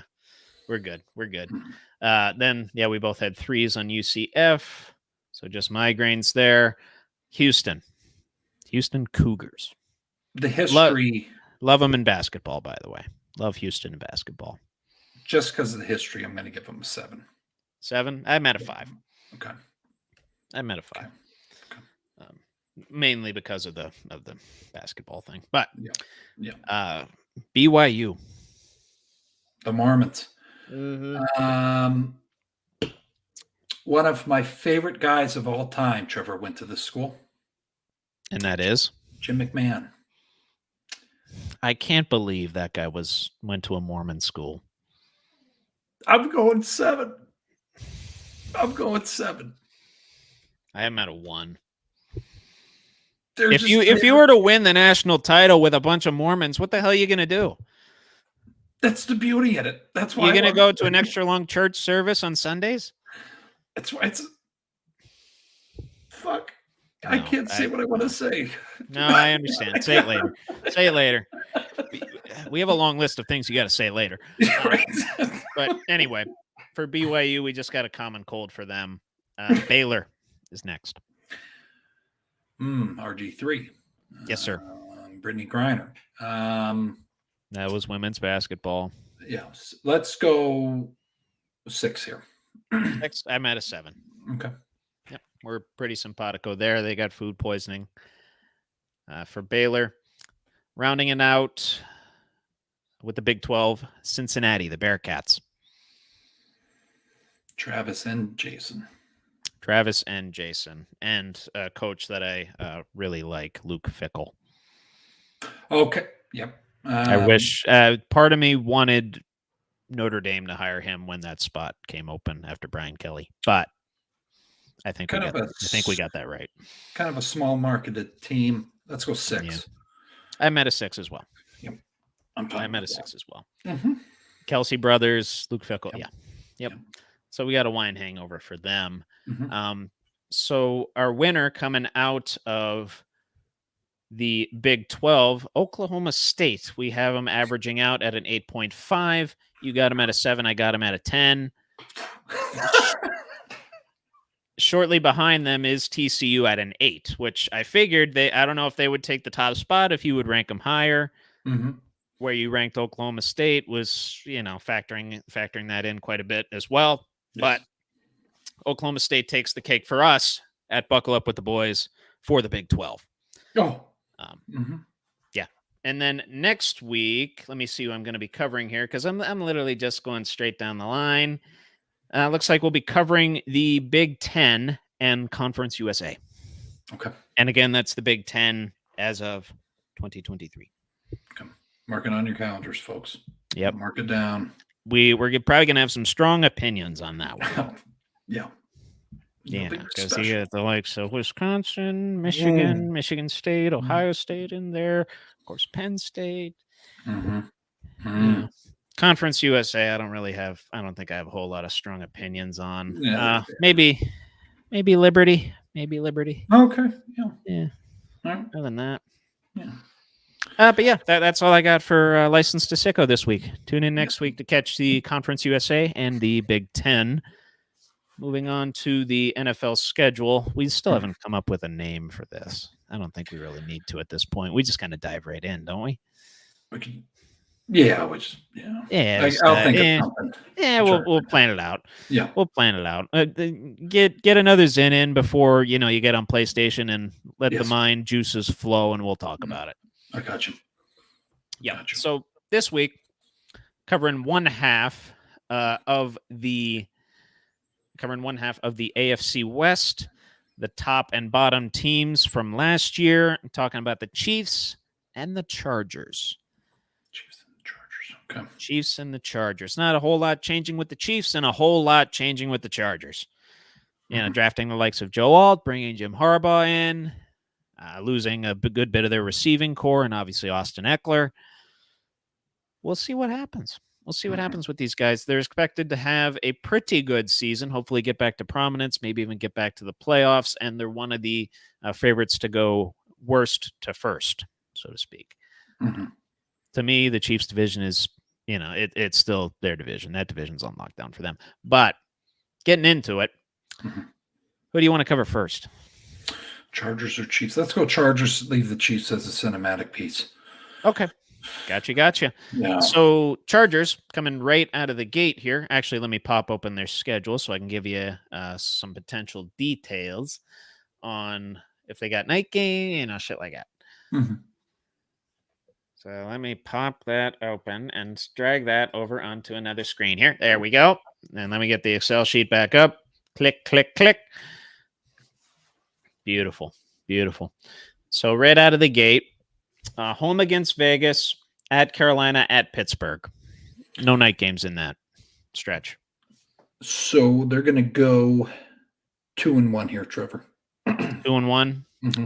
I have the same thing. I think I have them losing to the Raiders. Okay. I imagine you have them losing to Pittsburgh. They do very shitty in Pittsburgh, the Chargers, historically. So this is true. Yeah. It's a different philosophy, though, this year with Different Harbaugh philosophy. coming in there. So it could be, I don't know. I think it'll mix us up. Yeah. Could be interesting. And that is a 1:00 game, too. 1:00 game early in the season for the Steelers. Yeah. Feels like a trap. Yeah. Well, Just to me, it feels like a trap. But I'll mark it as a loss to the Steelers for you. Okay. And going through the next 3 weeks here, week 5 is their bye, but in weeks 4 and 6 versus Kansas City at Denver. And then those are both 4 p.m., 4:30 games. 2-1. No, their bye's in there, bud. Oh, sorry. 1-1. 1-1. Yep. Lose to KC, I think. The Chiefs. Yep. Yeah, lose I'll to just Chiefs. remember that for the Chiefs. Yep. Gotcha. I believe I have the same thing. No, I actually have them beating Kansas City. Oh, no shit. Yeah, early season Kansas City slip up. Okay. That's what I have. And I have them starting out 4-1, starting out nice and hot. Okay. You have them, 3-2. So next 3 weeks at Arizona versus New Orleans, at Cleveland. And then those games, Arizona's a Monday nighter, the other 2 Sunday affairs. Don't see them slipping up at all here. 3-0. 3-0? Mm-hmm. Okay. I think I have them losing to Cleveland. Trevor, Cleveland on the road. It's going to be tough. Yeah, the Cardinals game's at 9. Yeah. Well, it's in Arizona time zone. Oh, okay. Well, I mean, I guess night games Is that- normally at 8:30. Yeah. Honestly, that might be a Monday night double header. Now that I think about it, Okay. might be. Okay. I'd have to look at the full NFL slate for that. Yeah, But we're good. Yeah, we're good. yeah. Gotcha. So weeks 10, 11, and 12, all home games versus Tennessee, versus Cincinnati, versus Baltimore, and Baltimore being another Monday night affair. They go 2-1 here. Or sorry, 1-2. 1-2. Who do they beat? They beat the Titans. They beat the Titans, lose to the AFC North opponents, even at home. Yep. Believe that's what I have as well. Or no, excuse me. Actually, I'm losing all 3 here. Oh no shit. Yeah, Okay. slipping up against Tennessee. I think it's a weird matchup for them. They have like similar philosophies, but I think Tennessee, they might come out a little more polished for that specific game. And yeah, Well, I don't know. It is a road game for Tennessee. It's a home game for the Chargers, road game for Tennessee. So I could see the Chargers walking away with that one fairly handily, but I have Tennessee in a bit of an upset. Okay. Bit of an upset at that spot. Going 0-3 in that stretch are the Chargers. Weeks 13 through 15 at Atlanta, at KC versus Tampa. And that Kansas City game is a Sunday nighter in Arrowhead or GEHA Field, whatever the hell you want to call it. Yeah, we're gonna go 1-2 here. 1-2. Okay. Mm-hmm. Who do they beat? Beat the Falcons. They drop it to the Bucks and the Chiefs. Okay. Okay. For whatever reason, I feel like they're going to fuck up against the Bucks. Gonna fuck up against the Bucks. Yeah. I don't know. Yeah, as long as Baker's healthy. Herbert throws some dumbass pass and could happen. Yeah. Could happen. Bucks pass rush comes out of nowhere. Could happen. I do have them beating the Bucks and Atlanta, losing to KC. Okay. I'm going 2-1 in that stretch. Okay. Then the last three: versus Denver, at New England, at Las Vegas. And the only confirmed time for that one is Denver. That's a Sunday 4:05 game. The other two are to be determined. Trap game at the end of the season here, Trevor, with the Patriots. Well, bear in mind you do have New England losing here when we went through their schedule. Oh, okay. Just trying to keep everything symmetrical. Let's go 2-1. They drop it to the Raiders to end the season. Drop it to the Raiders to end the season. Okay. Yes. Okay. For whatever reason. Gotcha, bud. Yes. So I have them at a 1, 3, 4. I have them at 11-6 clip. Mm-hmm. And then you, I actually have to count yours. So give me a second here. 1, 2, 3, 4, 5, 6, 7, 10-7. You have them. Mm-hmm. So we're pretty close here. Their over/under win total on FanDuel 8.5, and they have the second ranked strength of schedule in the NFL. 8.5. 8.5. Fuck, that's the first time we've been off a little bit. We're kind of. I was going to say I'm very ambitious on the Chargers this year. I will admit that. I think they could easily get 10. Fuck, man. They could. To me, with that schedule, I think they could. I mean, I know it is the Chargers, and Chargers going to Charger, but I don't know. Damn, I'd put money on the 8.5. I'm not going to lie to you. If you're looking, I would too. Honestly, I'd look at some other sports books too, see where they have them, because we saw the difference with the Steelers. Yep. Between ESPN Bet and FanDuel, so yep, could have a similar situation with fucking mind blowing LA Chargers there. Yeah, moving on to the pièce de résistance of the week, Kansas City Chiefs. And I will advise, please don't do that on this show ever again. Ever. That tomahawk, I hate that tomahawk chop. Oh, it pisses me the fuck off. I hate it. Mocking them. I mute the television every time that comes on out of spite. And Whether the Braves are doing it, whether Florida State's doing it, whether Kansas City's doing it, I mute my fucking television. If I'm near my remote, I mute my fucking television for that. I hate them. Oh, fuck. Circling back to the schedule, you do have Kansas City sweeping the Chargers. Okay. In their respective matchups. I will just forewarn you of that. Yep. You pushed the wrong button there. I know. You did. You pushed the wrong button. It's okay. It's okay. Right. It's okay. This is interesting here, though. Yeah. I'll forewarn you with the Chiefs. They have the 12th ranked strength schedule, and they're over under 11.5. So we'll see where we go with them. Kind of doing a reverse approach where I gave you the over under beforehand. So we'll see how this goes.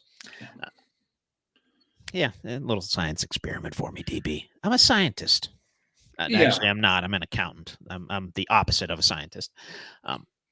But anyway, weeks 1 through 3, Baltimore, Cincinnati, and Atlanta.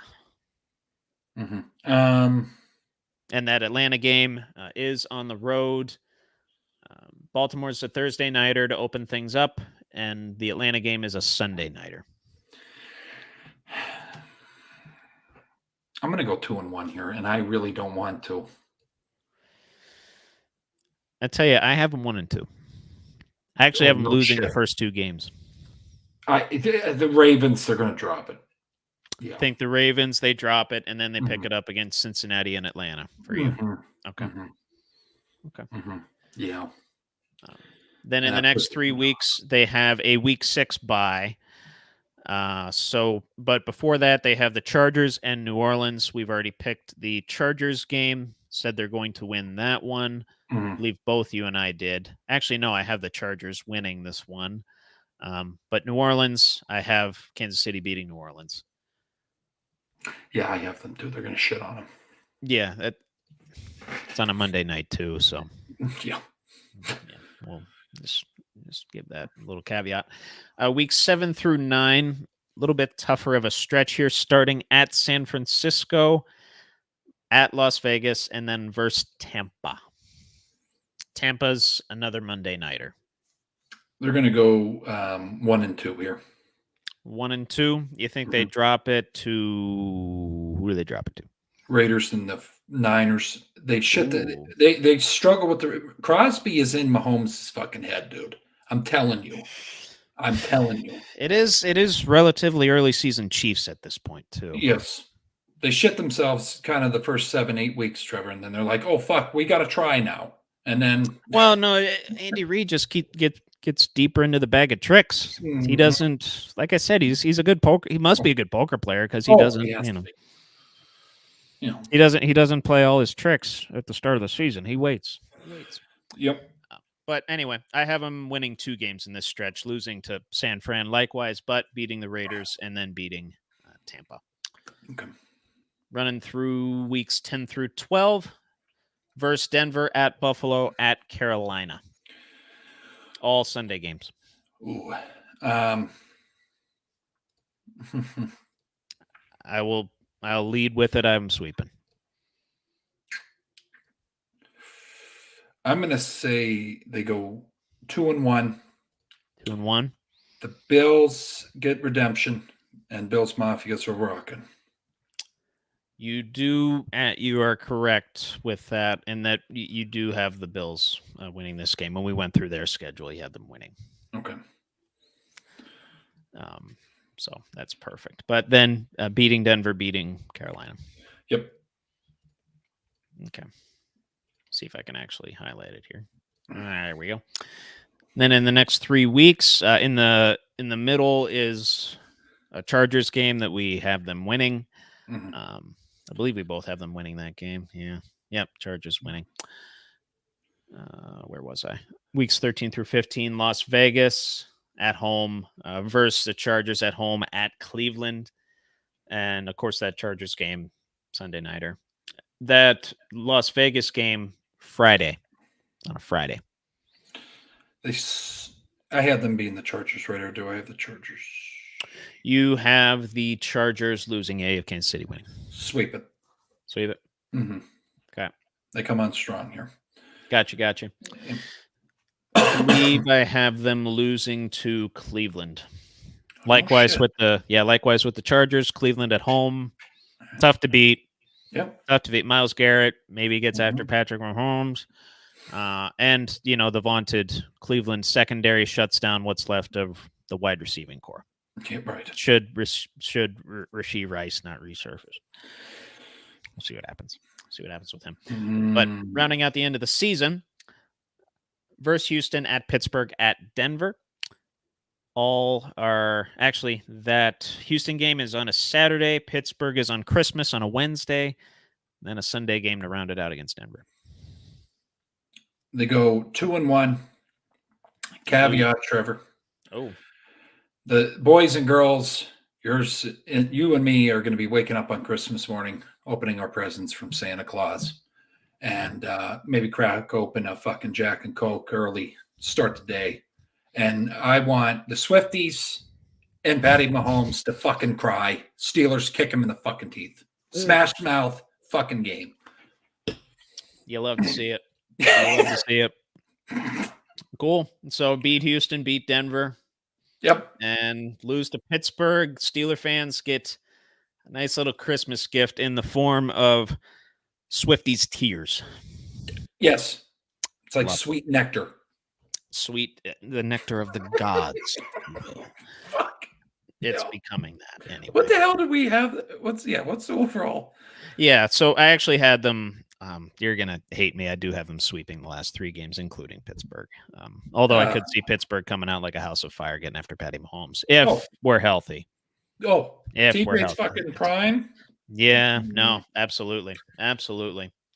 I have the Chiefs going 12-5. Okay. Then you, let me count it up here. 1, 2, 3. Same thing. 12-5. What the fuck? All right, 11.5. Okay. All right. Yep. Okay. And then what did I say was 11.5. Strength of schedule was 12. 12. Yep. Yeah, we are simpatico. Of course, some losing some different games to different teams, but otherwise 12-5, probably taking the division again. Yeah. That's all there is really to it. Late season Chiefs show up again. Mm-hmm. Per the usual. Looks like you have them winning, 6 of their last 7 games? Yeah, 6 of their last 7 games. I have them winning 1, 2, 3, 4, 5, 7. 10 of their last 11. No. Shit. They're looking for the three-peat, brother, and the AFC is going to run through Kansas City again. They're the Patriots now. Yeah. That's how she goes. That's how she goes. No, I'm trying to fucking pull something up here for the next segment. Son of a bitch. Oh, debate time, eh? Yeah, I was trying to get. Anyways, yeah. But no, come back next week, Trevor. What teams are we covering next week? The other two in the AFC West, the Raiders and the Broncos, are next week. Oh. Yeah, I have a lot of fans that watch the show that are fans of them, so this could get dicey. Could get dicey, and you did shit on the Raiders earlier in this show. Yes, I did. You did. Yeah. You also shit on the Bills. I was confused if it was either or, but you sharted on both of them. Yeah, but anyway, that's all I got for covering the NFL schedule with Buckle Up with the Boys. Yeah, and then right after the AFC West, we'll have 2 consecutive weeks of the NFC West. Okay. All right, swinging over debate time. Close this out here. That is so fucking loud. It is very loud. Debate time. Fuck. I apologize. I just blew out. If I blew out your fucking TV, we're not responsible for that. Okay. Anyways. Get new speakers. Yeah. Turn off the surround sound. Yeah. Debate time, though, here. A lot of good, I think, safe questions, maybe comments. It could get dicey at the end. It could get spicy. Bill Walsh versus Bill Belichick. If we're talking best coaches, Trevor, who is the better coach? Ooh. Just to help with the answer, 64% win percentage for Bill Belichick, and then 60% win percentage for Bill Walsh. But Super Bowls, I think they're. I think Belichick has them. Belichick has all 6 of the Pats. Yes. So Walsh has the 4 for the Niners. But at the same time, Walsh, he didn't create the West Coast offense, but he perfected it and popularized it. So he's an innovator in his own right. Right. So, this is really a question of what makes an all-time great coach. Is it impact on the game? Is it Super Bowls? Is it wins? If it's wins, we're talking Don Shula. Right. But, if it's legacy, we might be talking Bill Parcells or Vince Lombardi. But if you're talking potentially impact on the game and how it's played in it carries through to this day. A lot of offenses based on the framework that Bill Walsh put together back in the 80s. It's a tough one. Yeah, Belichick's been doing it for a good bit longer, too. Yes. Had a lot longer of a prime, so to speak. So I'll say Belichick. Okay. I'll say Belichick, as much as I don't want to. In terms of legacy, who I think will be remembered among NFL fans as the better coach, to me, it's Belichick. Right. Is there some recency bias in that? For sure. Absolutely. Right. Absolutely. But yeah, to the all-time great Bills right there. Not just NFL head coaches, to the all-time great Bills. No, I have to say why I was okay with it. They both had good, greatest of all time fucking quarterbacks. Yeah. Joe Montana and Tom Brady. So I got to go with Belichick too. I did not see a lot of Bill Walsh. I learned something through that, the West Coast, what you were talking about there, and I think fans out there will appreciate that because there's a lot of enjoyable plays, splash plays that come from that offense. But the second one here, and I think back when I was writing this question, the game-winning drive this son of a bitch threw against the Steelers. It wasn't a drive. It was one play. One play, yes. Was Tim Tebow a good NFL quarterback? No. Okay. No, he was not. Was he exciting? Was he popular? Mm-hmm. Is he a glorious human? Yes. Okay. Is he a good Christian boy that is making a hell of a difference in this world? Yeah. Yes. Was he a Heisman winner and two-time national champion at Florida? One of the greatest college quarterbacks of all time? Yes. Okay. Not so in the NFL. Do you think he has the poise of an NFL quarterback? That is a very good question. Because he reminds me a little bit of Kenny Pickett before Kenny Pickett from an NFL standpoint. Obviously, not from the collegiate standpoint. It took Kenny Pickett to be a super senior to be good. Yeah. Tim Tebow was one of the most highly recruited quarterback out of high school at his time. But in terms of NFL arcs, pretty similar. Not terribly high-scoring offenses, but still exciting moments, comeback victories, things of that nature, clutch fourth-quarter performances, whether it was running the football or passing the football. But in the same vein of Kenny Pickett not being a good NFL quarterback, neither was Tim Tebow. Okay. I agree with you. Because some people think he was and he should have stayed. And I said, nah, I don't fucking think so. I will say this. One of the greatest athletes to come out of Florida. One of the greatest athletes. Hands down. That I've ever seen. Yep. With all the crazy shit that was going on, he still kept a level head. Yeah, you got the Pouncey brothers, Aaron Hernandez down there at the time, Urban Meyer and his dealings. Like, holy shit. He kept it all together, and he won 2 national titles. Holy shit. Make that. I believe he won 2 national titles, right? Right? Yeah, I believe so. Yeah. Yeah. I want to verify that before we move on. Because, Tim Tebow national championships. Let me see here. Because I know the basketball team won the same year as Joakim Noah. Yeah, Joakim Noah. Ugliest fucking free throw ever. Yeah, 2-time BCS national champion, 06 and 08. That's right. Yeah. That's right. No, and he won the MVP in 08. Oh wow. Right. We'll give him that. No disrespect to what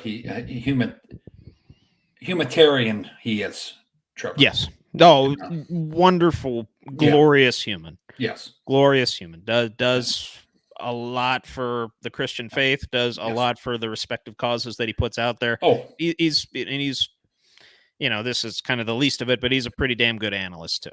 Yeah. Oh, he knows the game better. Yeah. He does. He knows the game inside and out.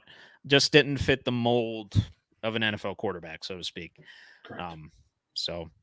Yeah. For that, he's good at pretty much everything else, though. Yeah, I'm dying.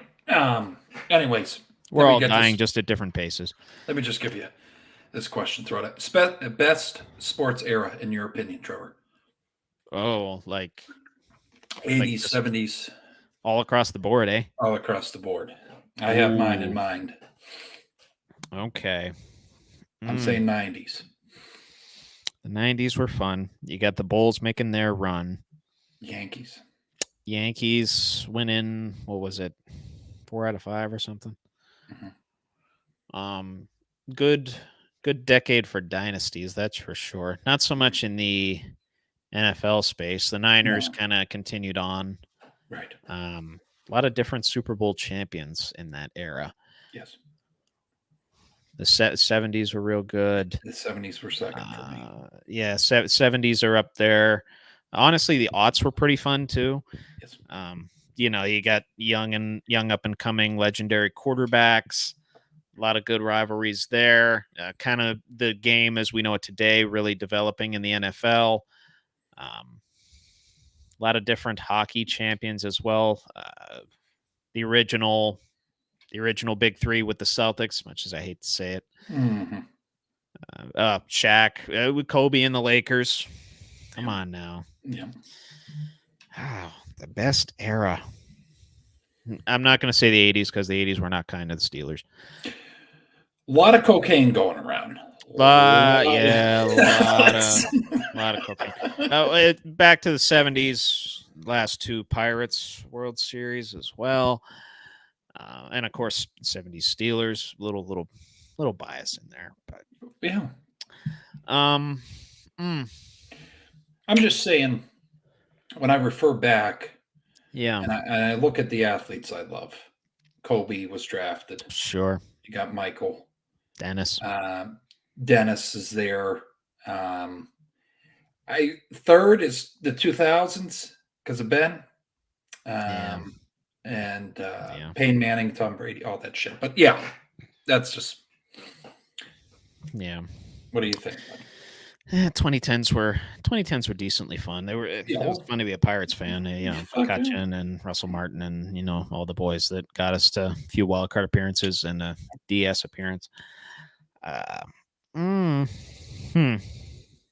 It's biased, of course, but 70s. Okay, I'm fine with that. I think most would be. If I had more time to think about it, I might say different. But on the spot, my quote unquote immediate answer after humming and hoeing for about 5 minutes here, it's 70s. Well, you got Dr. J, your boy. That's true. I mean, we lost the title to the Blazers in 77. He kind of came into his own. Sabres, I guess the Sabres were born that year. Last couple times, like I said, that the Pirates won the World Series, 70s Steelers. And of course, you got the rivalry with the Cowboys there too. Legendary. Yeah. You still got legends coming out of the 70s, such as Mike did. I don't know if Mike did made it to the 70s, but who's that? No, not quite. Deacon Jones. Deacon Jones. Deacon Jones. The Vikings, Purple People Eaters. Lot of great teams coming out of the 70s there. And then basketball kind of preparing to come into its own in the 80s with Magic and Larry and, of course, Michael. That was kind of the precursor to that when they were still not getting quite as much attention, losing a little bit of money, but there was kind of the lead up to that. And then, baseball was fantastic as always. 70s. Okay. Just go with that. Next, Joe Montana versus Dan Marino. Oh, dear God. Now, this is where I bring in the championships. That's what I'm saying. Yeah, this is where I have to bring in the championship. And I know I point out my own bias a lot on this show. I'm going to do it again with Mr. Joe Montana, Notre Dame alum. Correct. Dan Marino, Pitt alum, so and bit. Trevor. I mean, come on. Allegedly. He was at a party. It just ended up on a table. Rudy said, "No, we're not drafting him. He does cocaine." We did. Yeah, we drafted Senior Sack, and then he got in that car accident or motorcycle accident, whatever it was. But no, Montana. Yeah. No, I think that's where I bring in the rings. Yeah. You have to. Yeah. And fun fact for all you, Dan Marino did make it to the Super Bowl very young in his career. Second year in the league, I think. Yes. Second year in the league. Went against Joe Montana. That was the first Niners. Yeah. Emmitt Smith versus Barry Sanders. I think we talked about it in the GOAT debate a few weeks ago. Correct. In terms of all-around talent, obviously Emmitt leaves a larger legacy because the teams that he was on. Correct. If I'm building a team, it's Barry. I'm saying pure talent with shit line Trevor Barry Sanders. Yeah. You have to. You have to. And if That's anybody out that's me. there, That's me. even if you're a Cowboys And fan, I know I just went back and forth and said, "Oh, I got to bring in the rings now." Now I'm taking the rings out and saying yeah, Barry. To me, running backs is different. yeah, To me, running backs is different. You're very dependent. Of course, quarterbacks are dependent on their offensive line as well. correct. But running backs are quite a bit more dependent on system, Mhm. O-line, and of course their own physical talents. So, Yeah. I'll say Barry. Turn on fucking Just to stay consistent with the GOAT debate that we had a few weeks back. Well, turn on Barry Sanders highlights. Watch that, and then watch Emmett Smith's. Oh, stupid! I mean, are you what the fuck are we even talking? Emmett. Don't get me wrong. Emmett could put shoulders into dudes, but Barry had to outweave like 5 guys to get 3 yards sometimes. And he'd make it fucking. It seemed like he had a 20-yard run, but it was only 3 yards. That's how fucking right. So, okay, this one I don't know where we're gonna be at. I feel like these last two could be a slobber knocker. Quoting JR there. Larry Bird versus Magic Johnson. I know who you're picking. I'm picking him because I don't think we'll ever see a 6'9" point guard be able to handle the ball like that. And that's the only reason. That's it. Yeah. Didn't we have this conversation a few weeks back too? I think actually in the last summer we might have. And I forget who I said for that, but I think you went Larry. Did I go Larry? Well, in fairness, I did when I was young and like in my very early years of basketball, I'm talking elementary, middle school. Mm-hmm. I would watch Larry Bird clips for his form and his technique and his approach to the game. Yes. And I will say this, probably the most hyper competitive dude close to it in NBA history. Oh. Mm-hmm. Yeah. I forget who it was, told the story. Celtics were down by like 25 or something. It was third quarter. And there was a certain referee officiating the game back in the day. And Larry looks at him and says, "I'm not going to quit, so you better not fucking quit. Give me the ball." And then goes on, and the Celtics win the game. I love to see it. I love to see it. No. These two, I think you cannot go wrong either way. No, very much a 1A. Well, in terms of like 80s NBA stars, 1A, 1B right here. They saved the league, Trevor. These two fucking guys. Oh, yeah. They saved it. Mm-hmm. Larry. I mean, of course, along with late in his career, Kareem. Yes. Yeah. And the like. But yeah. No. But that's just where I'm at with it. Now, this one. We're going over to the WWE here because some folks have suggested that. The Rock and Stone Cold fucking Steve Austin. Fuck fear. Drink beer. Yes. I want to start this one with talking about the most electrifying man in all of entertainment. Okay. Has a litany of catchphrases and knows how to draw heat or draw a cheer wherever he goes.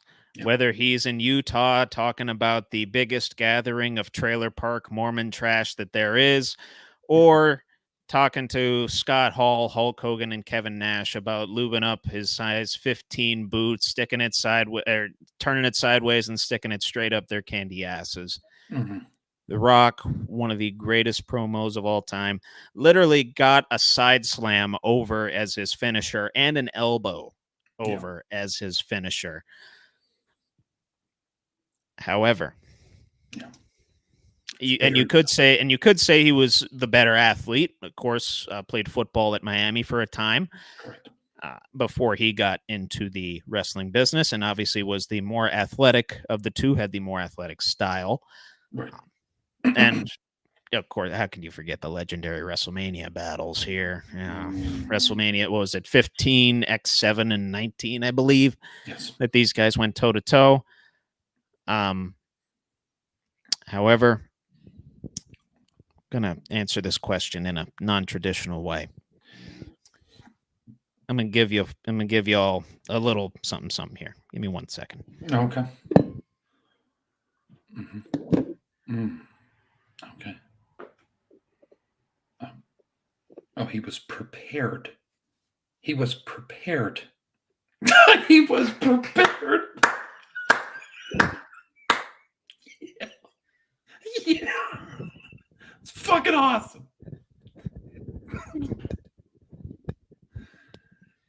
There's only one man that could get the word "what" over. Yeah. There's only one man that could quote the Bible and get it over as his catchphrase. Austin 3:16. What? Yeah. And there is but one man that went 2 for 3 against The Rock at WrestleMania. What? There is but one man that filled Mr. McMahon's car, his Corvette, with cement. What? There's but one man that blew up the DX Express on live television. What? There's one man that stowed Scott Hall in the back of a pickup truck, beat the shit out of him, and then drove out of the arena. What? And there is but one man that on one fateful day in September of 1997 stunned his boss and changed the wrestling world. What? There is but one man that lived the American dream. And listen to me when I say this, Billy. He lived the American dream. He showed up on a Monday or a Friday, beat up his boss, drank beer, and still got a paycheck every Friday. What? And that man's name, the Texas Rattlesnake, Stone Cold Steve Austin. Yes. No, I agree with you. Again, yeah, The Rock and this guy, Stone Cold, transcended the WWE. Yes. You cannot. 2 Titans. You have 2 John Cenas. You have 2 Hulk Hogans. You have 2 Batistas at the same time. Yes. Yes. In the greatest era of professional wrestling. Though it was short-lived, it was never meant to last. It's like ECW. It wasn't meant to last. It was meant to change the business, and it damn sure did that. Yes. Dubbed the Attitude Era, I believe, Trevor. Yes, sir. Yes, sir. So, I'm a huge Rock guy, but Stone Cold, you just see him and everybody remembers those goddamn, which Trevor, he made jean shorts fucking cool. Okay, yes, let's just say. So yes, he did. He made jean shorts and knee braces fucking cool before John Cena ruined it for everybody. Yes, that's not a knock on John Cena. No, but no. When you talk about Mount Rushmore of professional wrestling, if you exclude Stone Cold Steve Austin, I have to question your sanity. Yeah. Yes. When you exclude the biggest draw and the best character in WWE history, I have to question your mental aptitude. Badass. And if you are a wrestling fan and you don't immediately pop to that glass breaking, I have to question your emotional health. I really do. You do. It still gets me excited to this day. Without a doubt. Without a doubt. He's up there with Andre. I'm being honest. I'm as influential. I'm not saying at more than Andre, but he's right next to him. Andre for his time. Yes. Andre walked so Stone Cold could run to the ring, beat Vince McMahon's ass, and drink beer. Could you imagine that match, though? Let's just say Andre was able to stay on. And stay. Yeah, that was never going to happen. But yeah. No. Just imagine, Trevor. The fucking... Yeah. That'd be an interesting one. A dream match for sure, but couple weird styles going at each other. Yes. Like Big Show. I guess you could compare Stone Cold with the Big Show in a sense, wise, but not. You mean Andre with Show? Yeah. No, I agree with you. Stone Cold, it takes the cake here, without a doubt. Yes. The Rock went Hollywood on us, which kind of pisses me off too. So he did, but I will say during his latest run, The Rock, the way he was able to draw heat, just impeccable. And he flipped it back to that Hollywood theme that he had back in like 03, 04. Yep. It was beautiful. One of my favorite movies, Walking Tall. Just want to say it's a good one. Everybody. Yeah, it's a good one. If you have not seen it, you gotta watch it. It's better than Tooth Fairy. Yeah. Gridiron Gang, another underrated one. That one's pretty good. But no, we appreciate everybody. Trevor, anything else before we close this out here? I'm blown up after doing the whole Stone Cold promo. I'm good. Okay. All right. No, hey, we appreciate everybody as always. Thank you for coming in to watch us here to this point. If you haven't subscribed yet, make sure to subscribe, comment down below. That helps us get boosted. Also figuring out the tags. So if you look at our videos and you say, how the fuck did they go from 28 to 600? I'm figuring out how to tag this shit. So we're going to you gotta get the clicks. Yes, we're trying to get into more homes. And hopefully someday me and Trevor will be drinking mimosas on a fucking flat top pool somewhere in Miami. Jordan Belfort style. Hell yeah. I'd love to fucking. I think he's sober now, but that would be very fucking. He's long time sober.